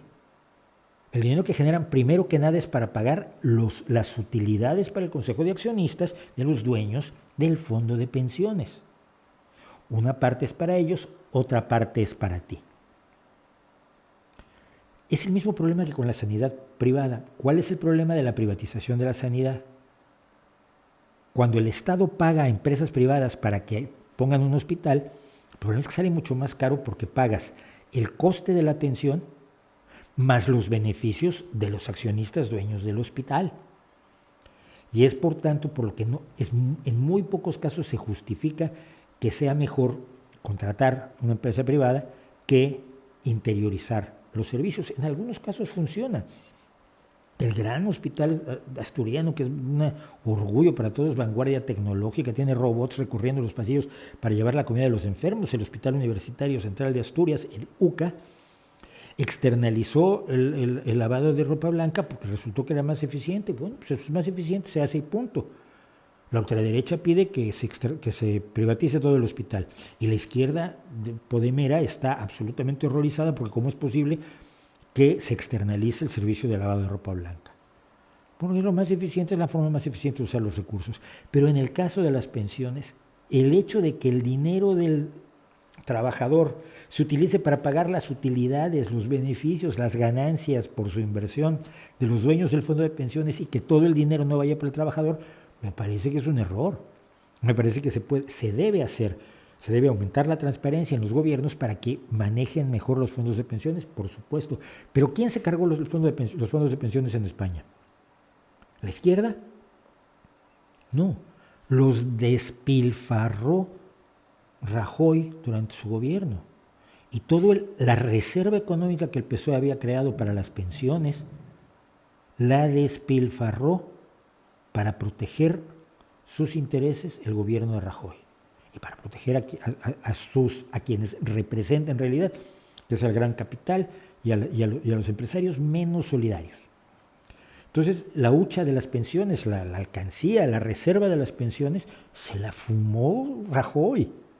¿Cómo va a ser culpa eso de un sistema de pensiones público que se diseñó precisamente para ser autosuficiente? Así que no. Y esta es muy importante, y creo que le puedo dedicar unos segundos para luego pasar al chat de hoy, que nuevamente nos hace quedar con mucho chat para la próxima. Dice Íñigo de A Coruña: ¿crees que las reticencias de la izquierda a la hora de hablar sobre inmigración le está dando votos a la ultraderecha? Sí, y lo he dicho públicamente y lo diré en muchas ocasiones. ¿La inmigración genera tensiones sociales? Por supuesto, es lógico. No hay ningún motivo para pensar que la inmigración no genere tensiones sociales. Que esas tensiones sociales deben ser abordadas políticamente, me parece también tan obvio que duele tenerlo que decir. Pero como en la izquierda defendemos la libre inmigración, se ha llegado a creer que no tienes que atender a los problemas que genera porque estarías dándole la razón a quienes dicen que no debe haber inmigración. La inmigración es un hecho inevitable, lo hablábamos cuando hablamos de globalización. La inmigración es un hecho inevitable, pero sus efectos tienen que ser, sobre todo los efectos que generan tensión en las zonas receptoras de inmigración, tienen que ser paliados con acciones gubernamentales razonables y razonadas, que no tengan características discriminatorias, que no tengan características racistas, que no tengan características de persecución de personas por sus creencias, todo eso garantizado. Hay que garantizarlo, pero al mismo tiempo hay que garantizar el abordaje político de otras tensiones. Y la falta de abordaje de esas tensiones por parte de la izquierda, del Partido Socialista en España, del Partido Demócrata en Estados Unidos, por eso votaron los rurales blancos por Donald Trump y mucha gente negra de las zonas rurales votó por Donald Trump porque creyeron que los estaba oyendo y el Partido Demócrata los había dejado de escuchar. Porque además se concentran en los esfuerzos donde están la mayoría de los votantes. Entonces las zonas más aisladas quedan sin representación efectiva en la toma de decisión del gobierno. Entonces, por supuesto, cuando Vox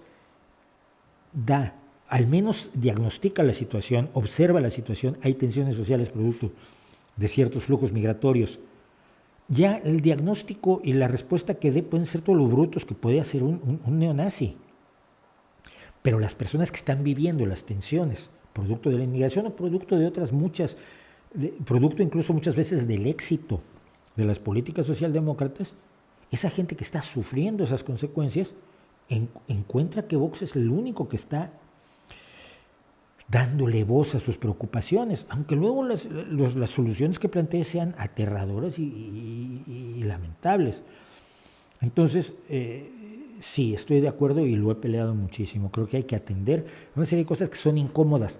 Y son incómodas sobre todo por esto. Pues si tú abordas ciertos problemas de las tensiones sociales que genera la inmigración, vas a ser víctima de Podemos. Podemos te va a decir que te has pasado a la derecha, que eres enemigo de los migrantes, que eres islamófobo, que eres racista, que eres mala persona. Que no es cierto, pero como no tenemos una comunicación adecuada, no tenemos forma de vender que no es cierto. No sabemos. En los partidos de izquierda, moderada, viable, razonable en todo el mundo, no sabemos cómo vender eso. Somos tontos.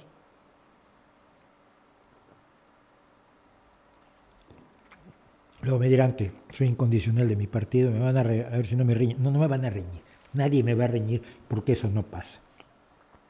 Afortunadamente milito en un partido en el que puedo estar en desacuerdo de muchísimas cosas y nadie me va a echar, salvo que cometa yo ciertas faltas que los estatutos establecen. Pero ha llegado el momento de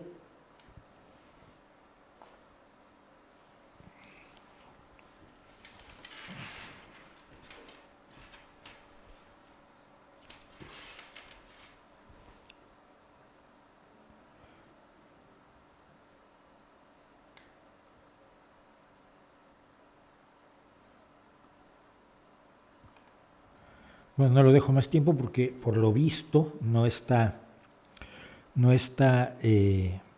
sonando la música que debería acompañar a la diapositiva. Hay cosas que dejé desorganizadas, me van a perdonar. Y si no me perdonan, bueno, pues lo siento muchísimo. Realmente me gustaría que me perdonaran.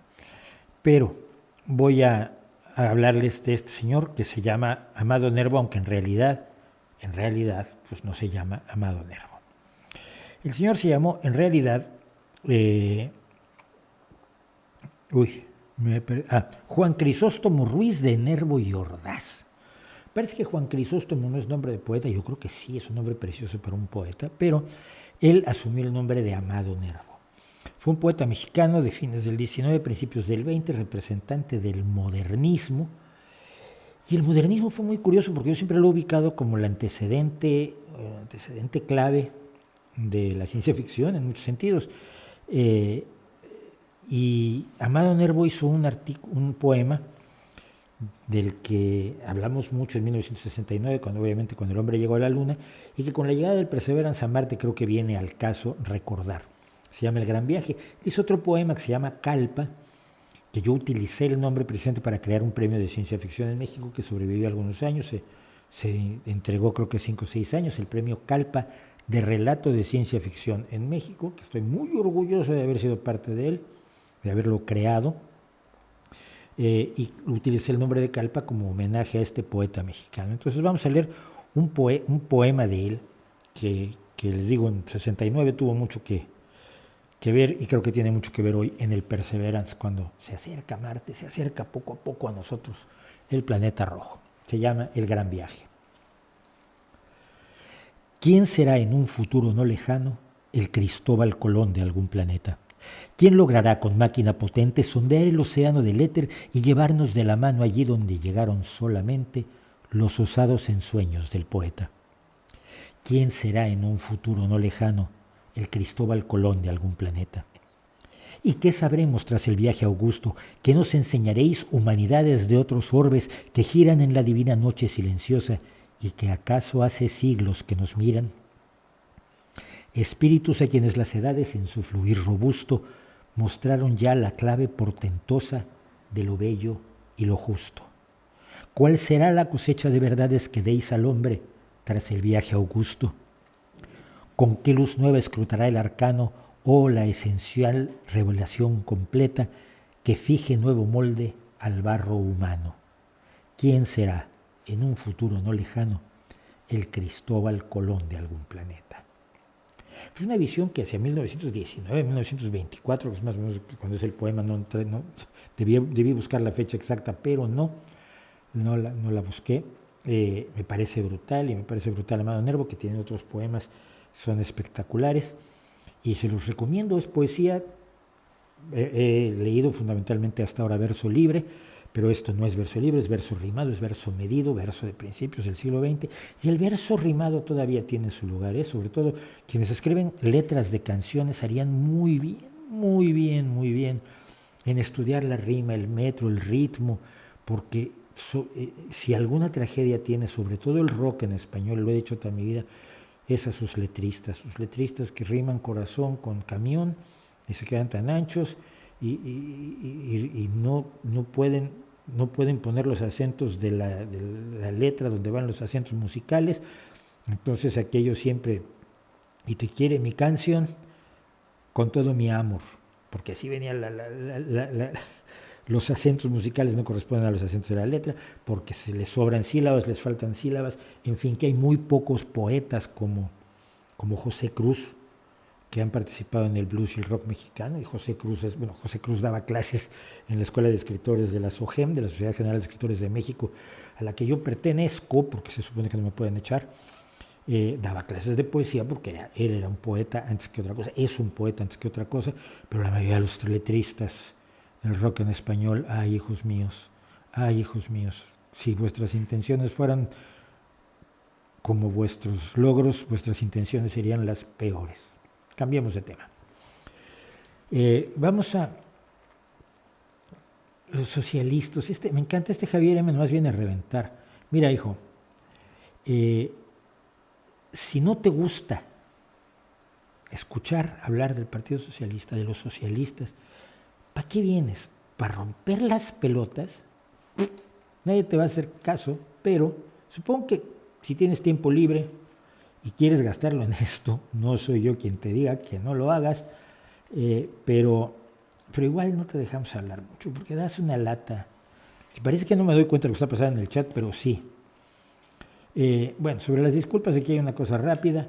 ¿Qué opinión me merece que el Papa hubiese pedido disculpas por lo de Galileo? No es comparable, por una cosa, porque la condena a Galileo se mantiene.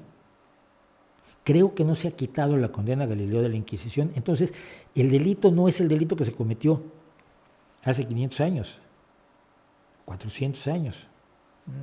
Giordano Bruno lo mata en 1600, en 1630 será Galileo.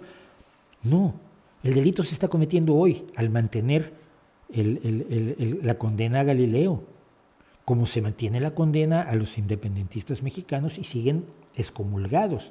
Entonces, hoy la Iglesia Católica podría reparar eso porque es un asunto que está ocurriendo hoy. No es lo mismo, no es comparable.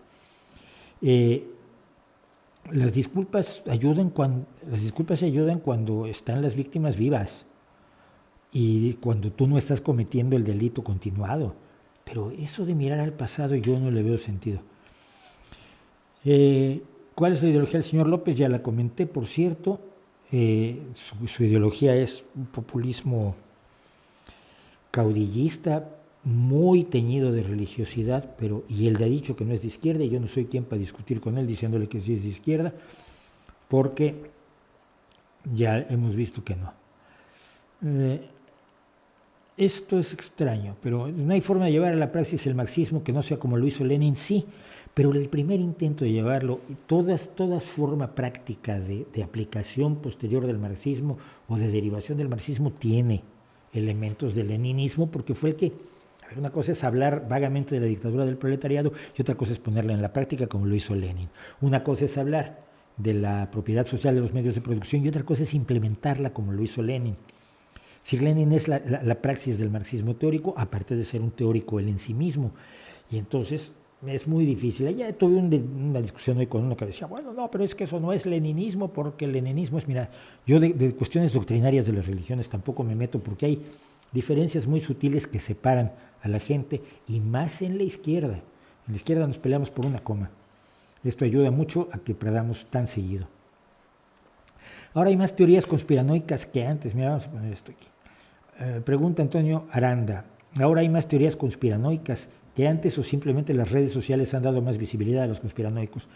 No lo sé, yo creo que hay más teorías conspiranoicas cuando hay momentos difíciles como el actual y que siempre se difundían con una enorme velocidad. Ayer hablé precisamente de eso con Gallo. Ustedes tienen que estar muy atentos a lo que vamos a hablar con Alejandro Gallo sobre conspiranoias, porque fue el tema precisamente que tratamos. ¿Extrañas la comida mexicana? No, hay muy buenos cocineros aquí. Es más, tengo un compadre que tiene un restaurante que se llama La Doña. Ha logrado plantar tomatillo en España. Y él cocina y aparte es cantante. Yo lo conocí hace una porrón de años cuando los dos cantábamos música folclórica latinoamericana. Entonces, y mi chica cocina muy bien y echa tortillas como si hubiera nacido en Tlaquepaque. Entonces no extraño la comida mexicana porque se puede comer muy buena comida mexicana hoy en día en Gijón, en Madrid, en prácticamente todo el mundo. Resultado de que tantos mexicanos hayan salido huyendo, por desgracia. Antes no había comida mexicana aquí. Conseguir maseca, conseguir harina nixtamalizada era una hazaña. ¿Ha existido verdaderamente una dictadura del proletariado? Pues no sé qué sea, es que verdaderamente significa poco en estos casos, porque algunos dirán que sí, otros dirán que no, dependerá de la definición cambiará de acuerdo a tus creencias doctrinarias, de acuerdo al autor al que sigas, de acuerdo al partido en el que estás, de acuerdo al sector del partido en el que estás. Entonces decir verdaderamente no es. ¿Ha leído el libro de Contact de Carl Sagan? Me gustó, sí. ¿Me gustó la adaptación en película? Sí. No es perfecta, pero es un gran esfuerzo. A ver, el cine y la literatura son dos lenguajes totalmente diferentes.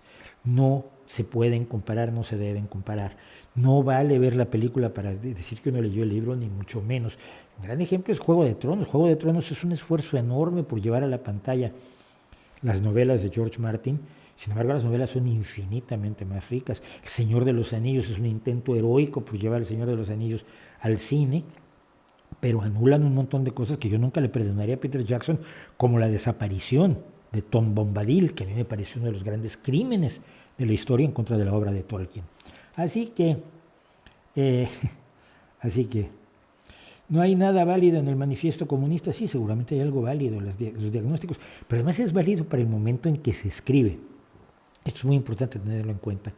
En ese momento, cuando uno habla de la situación de los obreros a mediados del siglo XIX, es incomparable, inimaginable con la forma en que viven los obreros hoy, incluso en países que no son opulentos. La diferencia es tan abismal, los abusos eran tan grandes, el desprecio humano era tan aterrador, que era lógico, era razonable. El problema es el traslado extralógico a momentos y realidades, situaciones que ya no se corresponden. Pero sobre todo la buena voluntad de una vida mejor para los trabajadores, yo creo que sigue siendo válida y valiosa. Esto es complejo. Voy a hacer algo sobre el Gran Reset. ¿Qué diferencias existen entre la conspiranoia del Gran Reset y del nuevo orden mundial? Pues es que al final no existen diferencias entre ninguna conspiranoias porque todas se alimentan unas a otras y al final todas son una o todas se imbrican una en otra dependiendo de quién sea tu teórico de la conspiración. ¿Cómo te parece el grupo Dos Velas? No los conozco. Cosas que no sé, no contesto mejor. Esto voy a contarlo porque me parece relevante.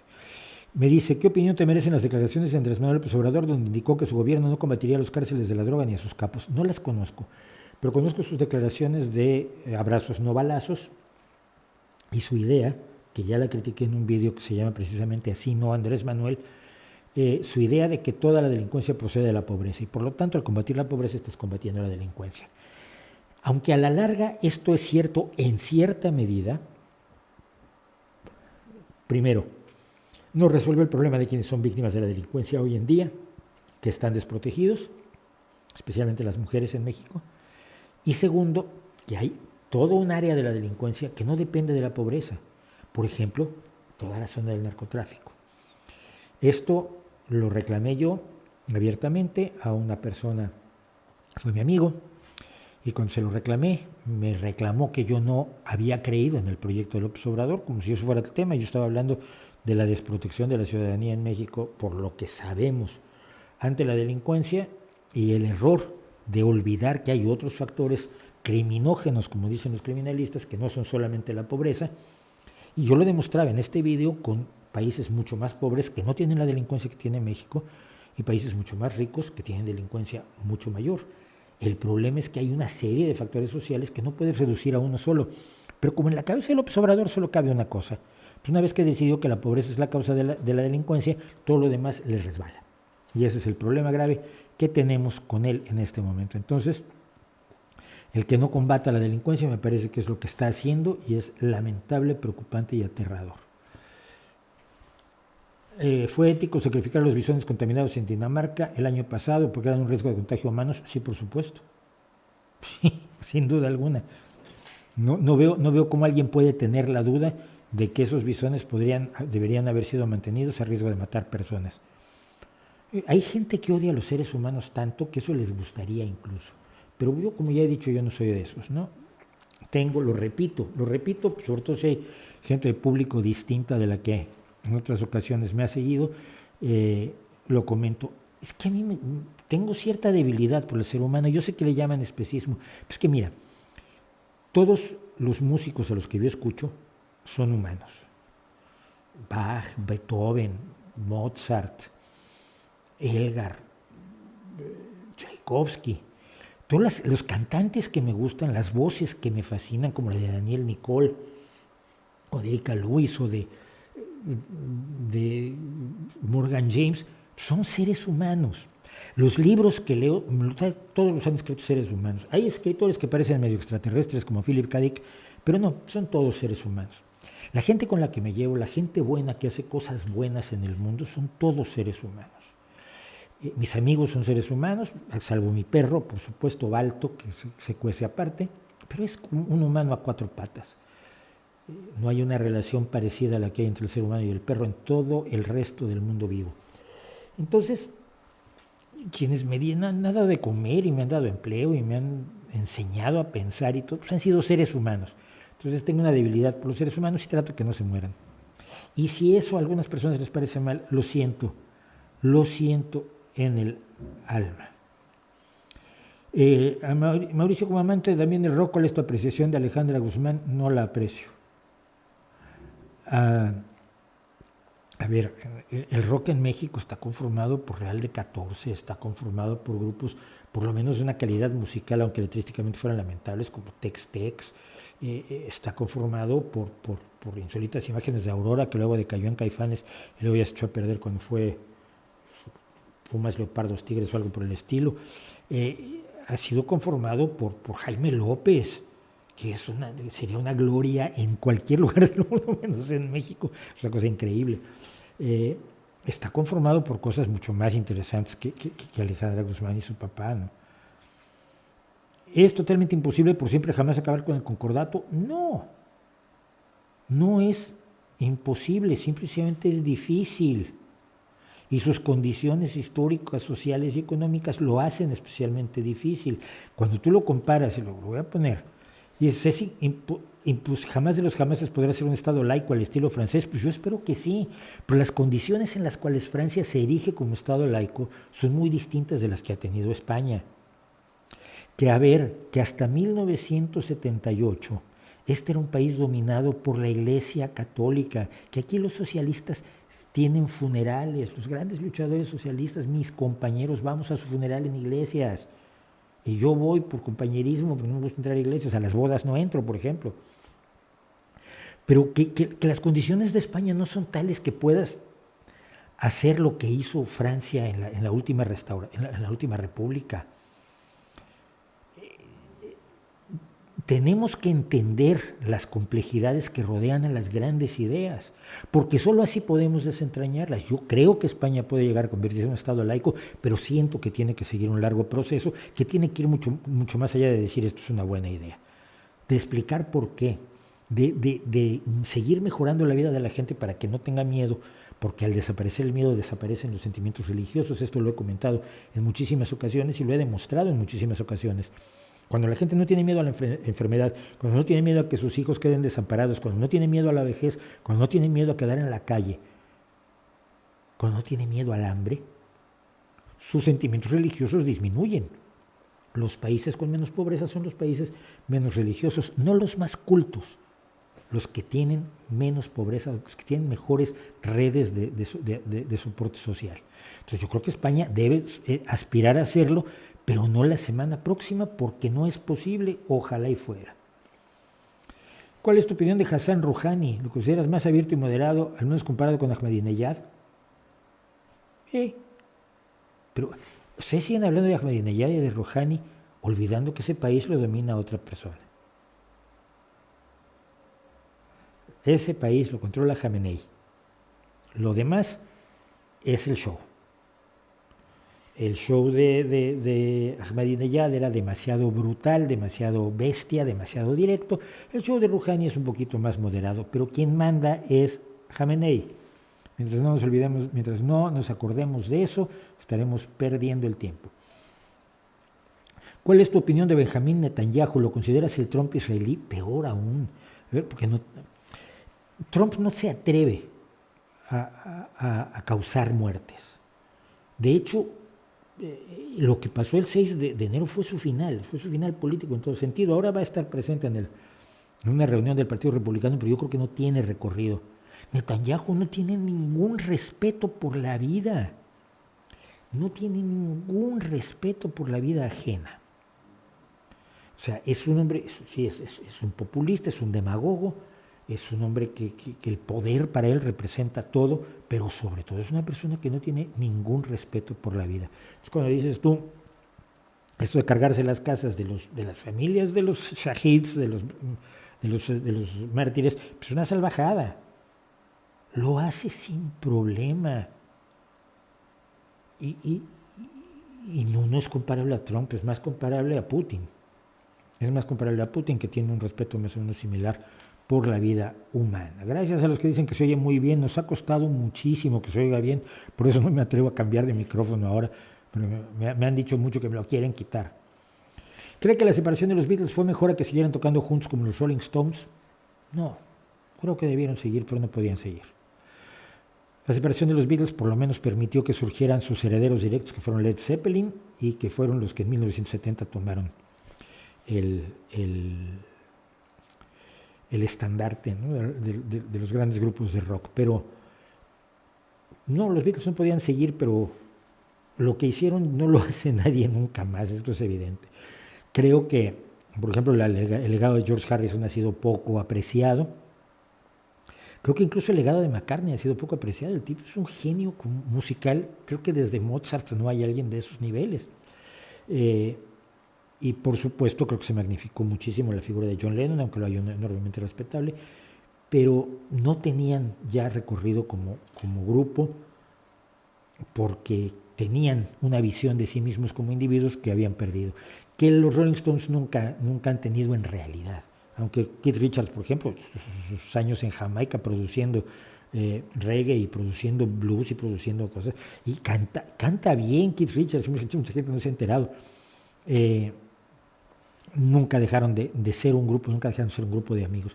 Cuando dejan de ser amigos los de un grupo, se acabó el grupo. Esto es decir, ¿qué tan factible es conseguir tus camisetas en México? Te las mandan desde Estados Unidos. Si las pides en esa tienda, hay envío desde Estados Unidos.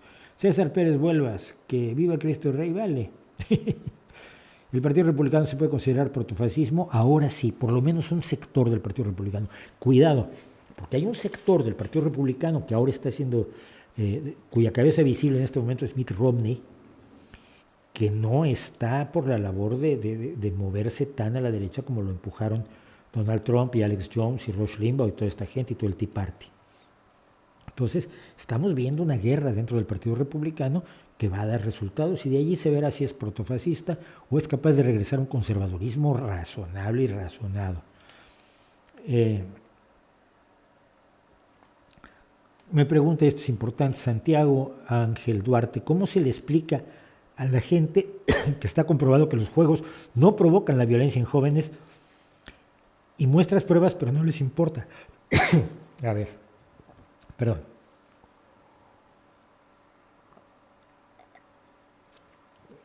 Si muestras pruebas, no, aquí anuncio, Publi, ponemos atrás de Santiago para que salga, para que no se quite. Santiago, si no les importan las pruebas, no hay nada que puedas hacer. Están viviendo en su creencia. Yo siempre recuerdo un caso, fue absolutamente notorio, cuando se decidió que el rock estaba destrozando a los jóvenes, y lo decidió la esposa de Al Gore, Tipper Gore. Unas audiencias en el Senado de los Estados Unidos contra los rockeros, y bueno, invitaron a algunos. Frank Zappa fue brillante allí. Fue cuando Frank Zappa les dijo, miren, si las canciones pudieran influir en la gente, las canciones que más se hacen son las canciones de amor. En todos lados, incluso los grupos heavy hacen canciones de amor, las baladas heavy son famosas. El tema más tocado por la música en el mundo son las canciones de amor. Si la música influyera en la gente, todos nos amaríamos los unos a los otros. No influye. Y recuerdo el cantante de Twisted Sister, que se presentó además con traje de escenario, es decir, como si fuera a saltar al escenario a cantar We're Not Going to Take It, y los puso verdes, pero los puso de todos los colores del mundo. Pasó por encima de Al Gore, lo destrozó, le saltó encima, todo con una presencia, con una educación, con tal. Lo que usted está diciendo es falso por esto y esto y esto y esto, y además esto no es cierto por esto y esto y esto y esto. Y fue absolutamente espectacular y está en YouTube. Pero aún así, Tipper Gore siguió creyendo que el rock destrozaba a los jóvenes, entonces, pues, no, mira, con esa gente no se habla. Con quien se habla, o se habla con ellos cuando hay público, pero si no, con quien se habla es con quien todavía duda. Con los convencidos no perdamos el tiempo.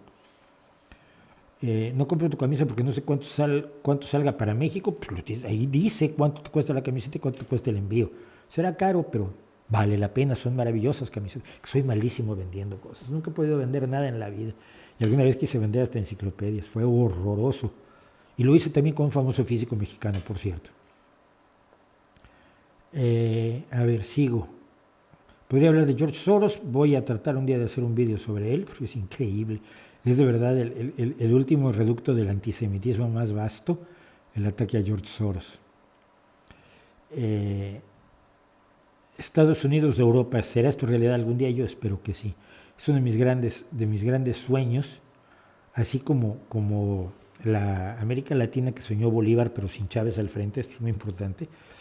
Creo que el futuro son las confederaciones de países y tendiendo a un gobierno mundial que siga reconociendo, así como cada país puede tener estados soberanos independientes, una confederación no acaba con la soberanía de todos, pero creo que es el camino, creo que es lo mejor.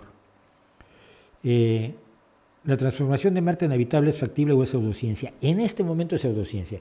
Se ha hablado de ella como una posibilidad, se llama terraformación. Tengo algún vídeo sobre terraformación en el otro canal, en Cosas que Sabemos. pero es inviable todo lo que se ha propuesto para la terraformación en este momento. Es muy ilusionante y es muy ilusionado. Yo he escrito incluso algún cuento sobre terraformación, pues suena muy bonito, sería genial, ¿no? Porque hasta donde hemos visto los planetas, los exoplanetas que hemos encontrado, que ahora ya son cientos, pues ninguno es como para llegar a instalarse en él, ¿eh? Todos nos quieren matar, como dice ay, Dios mío, se me acaba de olvidar, bueno, el astrofísico que sustituyó a Carl Sagan. Entonces no hemos encontrado un planeta al que nos podamos mudar. Entonces convertir un planeta en algo así como la Tierra sería bien bonito, pero estamos muy lejos. Es pseudociencia, es ilusión, es ciencia ficción más que pseudociencia en este momento. Llegar a hallar vida en Marte pondrá en jaque las religiones o estas acomodarán su discurso, pero vamos, podemos usarlo para darles hasta con el gato. Y lo voy a hacer, por supuesto. En el momento en que se encuentre vida en otro planeta, vamos a darles hasta con el gato. No olvidemos que por eso fue una de las razones por las que quemaron a Giordano Bruno en Roma en el año 1600.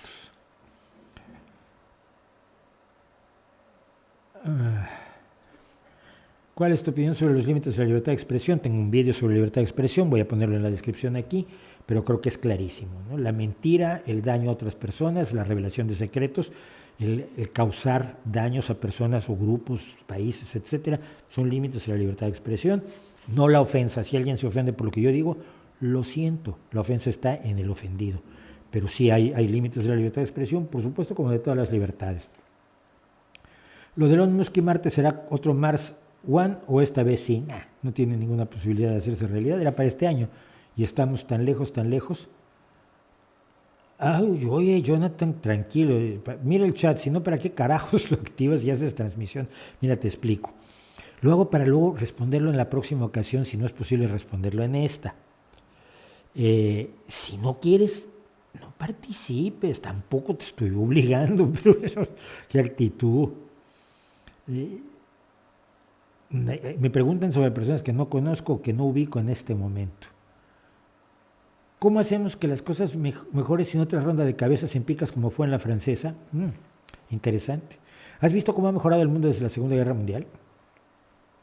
Y no se han puesto cabezas en picas en la Revolución Francesa. Las cabezas en picas fueron las que destrozaron la Revolución Francesa. El terror finalmente fue lo que acabó con la Revolución Francesa y abrió las puertas a Napoleón. Y abrió las puertas a la otra república y abrió las puertas a la Segunda Restauración. O sea, por Dios. Pero es que, ¿de dónde se saca que la única forma de mejorar es esa? ¿Crees que Holanda ha mejorado? De cómo estaba en el siglo XIX cuando Van Gogh pintaba a esos campesinos absolutamente famélicos que solo comían papas, patatas. Esos campesinos pobres que se deslomaban. A fines del siglo XIX, principios del siglo XX, ¿has visto cómo está Holanda hoy? Y no necesitar una revolución. Es una idea tóxica que nos han vendido. En algunos casos será indispensable acudir por defensa propia a las armas, pero son casos escasísimos como en nuestra vida cotidiana. Salvo que seas un pendenciero, no le has puesto las manos en la cara a muchas personas a lo largo de tu vida. No ha sido necesario para llevar a cabo tus objetivos. ¿En alguna ocasión te encontraste en una situación en la que tuviste que llenarle de dedos la cara a otra persona? Probablemente nos ha pasado a todos, pero una o dos ocasiones. No vivimos en la pendencia permanente. Creer que esa es la forma de solucionar las cosas es una forma de no pensar en cómo solucionarlas de otra manera. ¿Cómo mejorar la comunicación política de los partidos socialdemócratas? Yo qué sé, ya quisiera saber.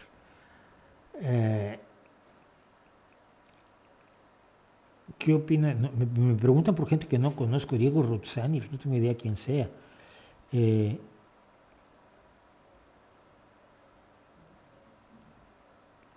Para mí es mejor, lo transgénico es mejor que lo natural. Si hay alimentos transgénicos que son más productivos, más seguros, más nutritivos que los naturales, ¿sí? ¿Y cuál es el problema? Y el agua potable es mejor que el agua natural, porque el agua natural en muchas ocasiones el río te puede estar contaminado y provocarte enfermedades horrorosas. Y vivir en una casa es mejor que vivir al fresco.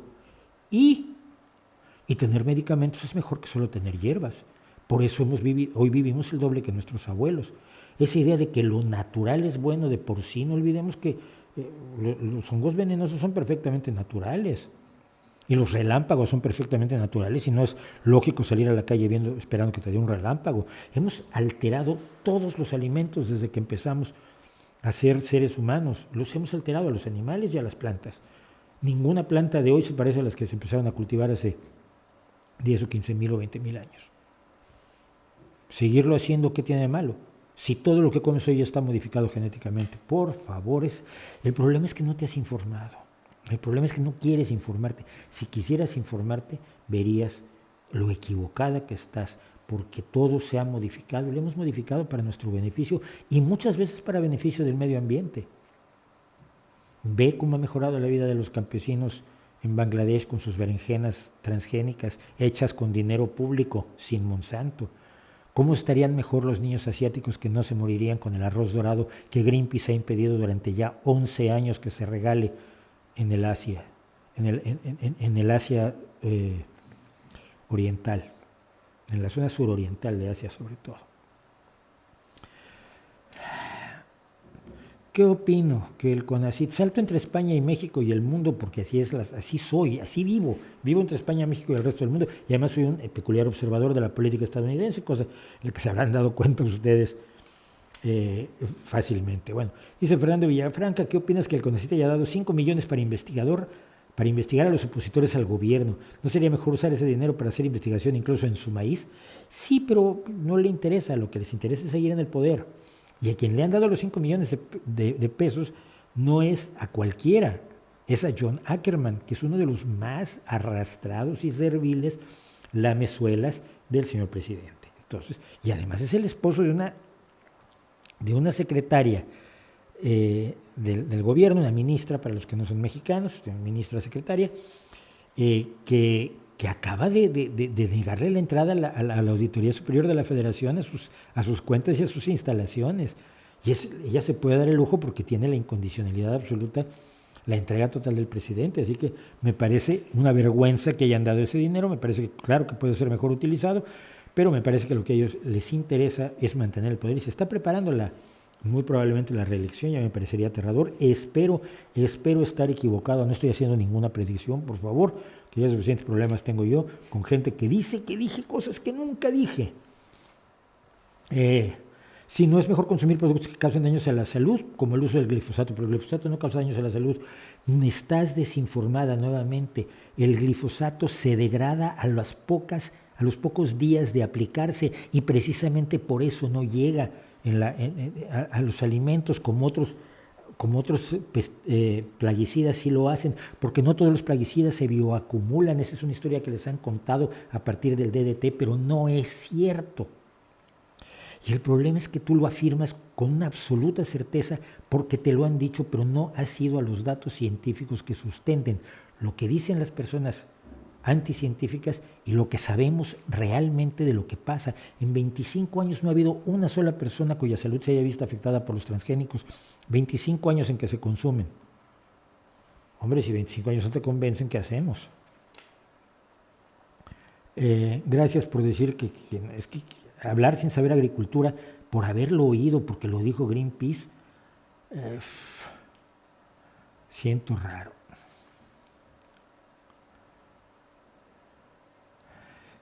Perdón, las hormigas son socialistas o capitalistas, son hormigas. Y además son monárquicas en cierto sentido, pero no hay.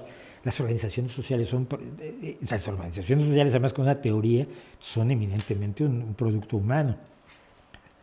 ¿Cree que muchos libertarios son fascistas de closet? Sí. Creo que muchos libertarios son fascistas de closet. Sobre todo los seguidores de Ayn Rand. Porque Ayn Rand era una fascista poco fuera de closet, ¿no? Es la idea del hombre superior y de los hombres inferiores. Y esa es la esencia misma del fascismo. ¿Conoció usted al ingeniero mexicano Alberto Castillo, dirigente del 68, una persona de gran valía, a mi parecer? Sí, lo conocí, tuve algunas broncas con él. No me gustó que se tardara en renunciar a su candidatura, por ejemplo, en 1988, para dársela a Cuauhtémoc Cárdenas. Alguna vez estuve con él, he hablado con él, era un luchador político de gran valía, efectivamente, pero que estaba un poco demasiado metido en sí mismo a veces y en la idea de que él era el que debía ser el líder del cambio en México, y eso fue un grave error. Pero sí, no, por supuesto es un personaje histórico que vale la pena. ¿Culparon a las fuentes de energías renovables de la crisis en Texas? Sí, la culparon, y eso me llamó muchísimo la atención porque fue tan alambicado el argumento de Fox News y de algunos republicanos que me mató de la risa. Y sí, absolutamente insostenible. Es absolutamente insostenible porque la cantidad de energía que genera los aerogeneradores en Texas es minúscula. Texas es el estado del petróleo y del gas que me están hablando.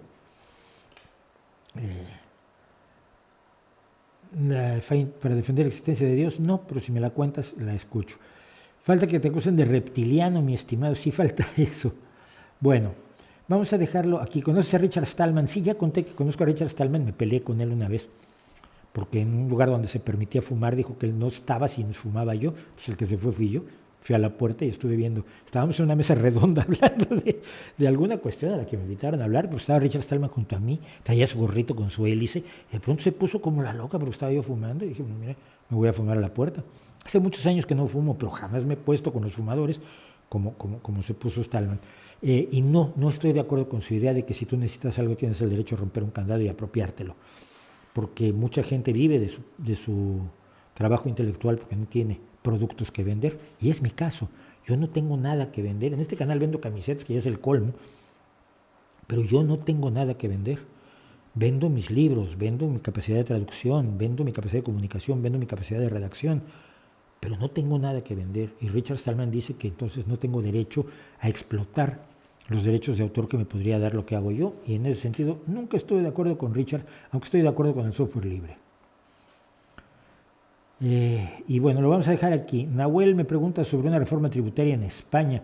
He oído verdaderas historias de terror por parte de los autónomos que simplemente no llegan a fin de mes. Pero no es un problema tributario, es un problema del pago de autónomos. Yo pago 300 euros al mes de autónomos, que eso me da derecho a la sanidad pública y a mi pensión, que no me pienso jubilar, pero bueno, ahí la tengo. Pero ese es el problema de los autónomos, no son los impuestos, sino el pago de autónomos, que puede ser, si ganas 800 euros, tienes que pagar 300 de la cuota de autónomos, que no es un impuesto estrictamente, evidentemente te abre un agujero presupuestal enorme. Ahora lo que hay es una cuota de el primer año, los primeros 2 años, que solo pagas 50 euros al mes, mientras te consolidas, porque si no te consolidas seguimos en el mismo problema. Pero no es un problema de impuestos. Los que se inventaron ese problema de impuestos fueron los que se fueron a Andorra, y ya hablé de ellos en su momento. Y tampoco le gustó a la gente, se enojó mucho conmigo, a los amigos de Rubius y de toda esta gente que se fue a Andorra. Así que bueno, desde allí lo siguiente es uno de Guillaume Pradón, le dije Padrón antes, perdón, de Guillaume Pradón, y a partir de allí el resto del chat, me van a perdonar los que me echan carajos y demás, pero bueno, de aquí en adelante, si me lo pueden copiar como la semana pasada, las personas que lo hicieron, se agradece muchísimo copiar el chat, y vamos a atacar cuestiones del chat que pueda yo seleccionar con un poco más de eficacia de lo que las selecciono cuando estoy aquí viendo el chat y tratando de hablar y tratando de hacer 5 cosas a la vez. Esto fue El Rey va desnudo en sus sesiones de streaming en vivo y con todo, haciendo amigos muchos. Muchísimas gracias a quienes han estado con nosotros. Tenemos 164 personas en este momento y llegamos a tener bastantes más. Véannos, vean los videos, vean los cortes del mismo, recomienden los cortes que estamos haciendo de los streamings y den me gusta, suscríbanse, recomiéndenos con sus amigos o con sus enemigos, ayuden a que este canal llegue a más gente con ideas que probablemente están equivocadas, con opiniones que son muy impopulares, pero que deben ser, creo yo, parte del debate. Nos vemos en el próximo jueves a la misma hora.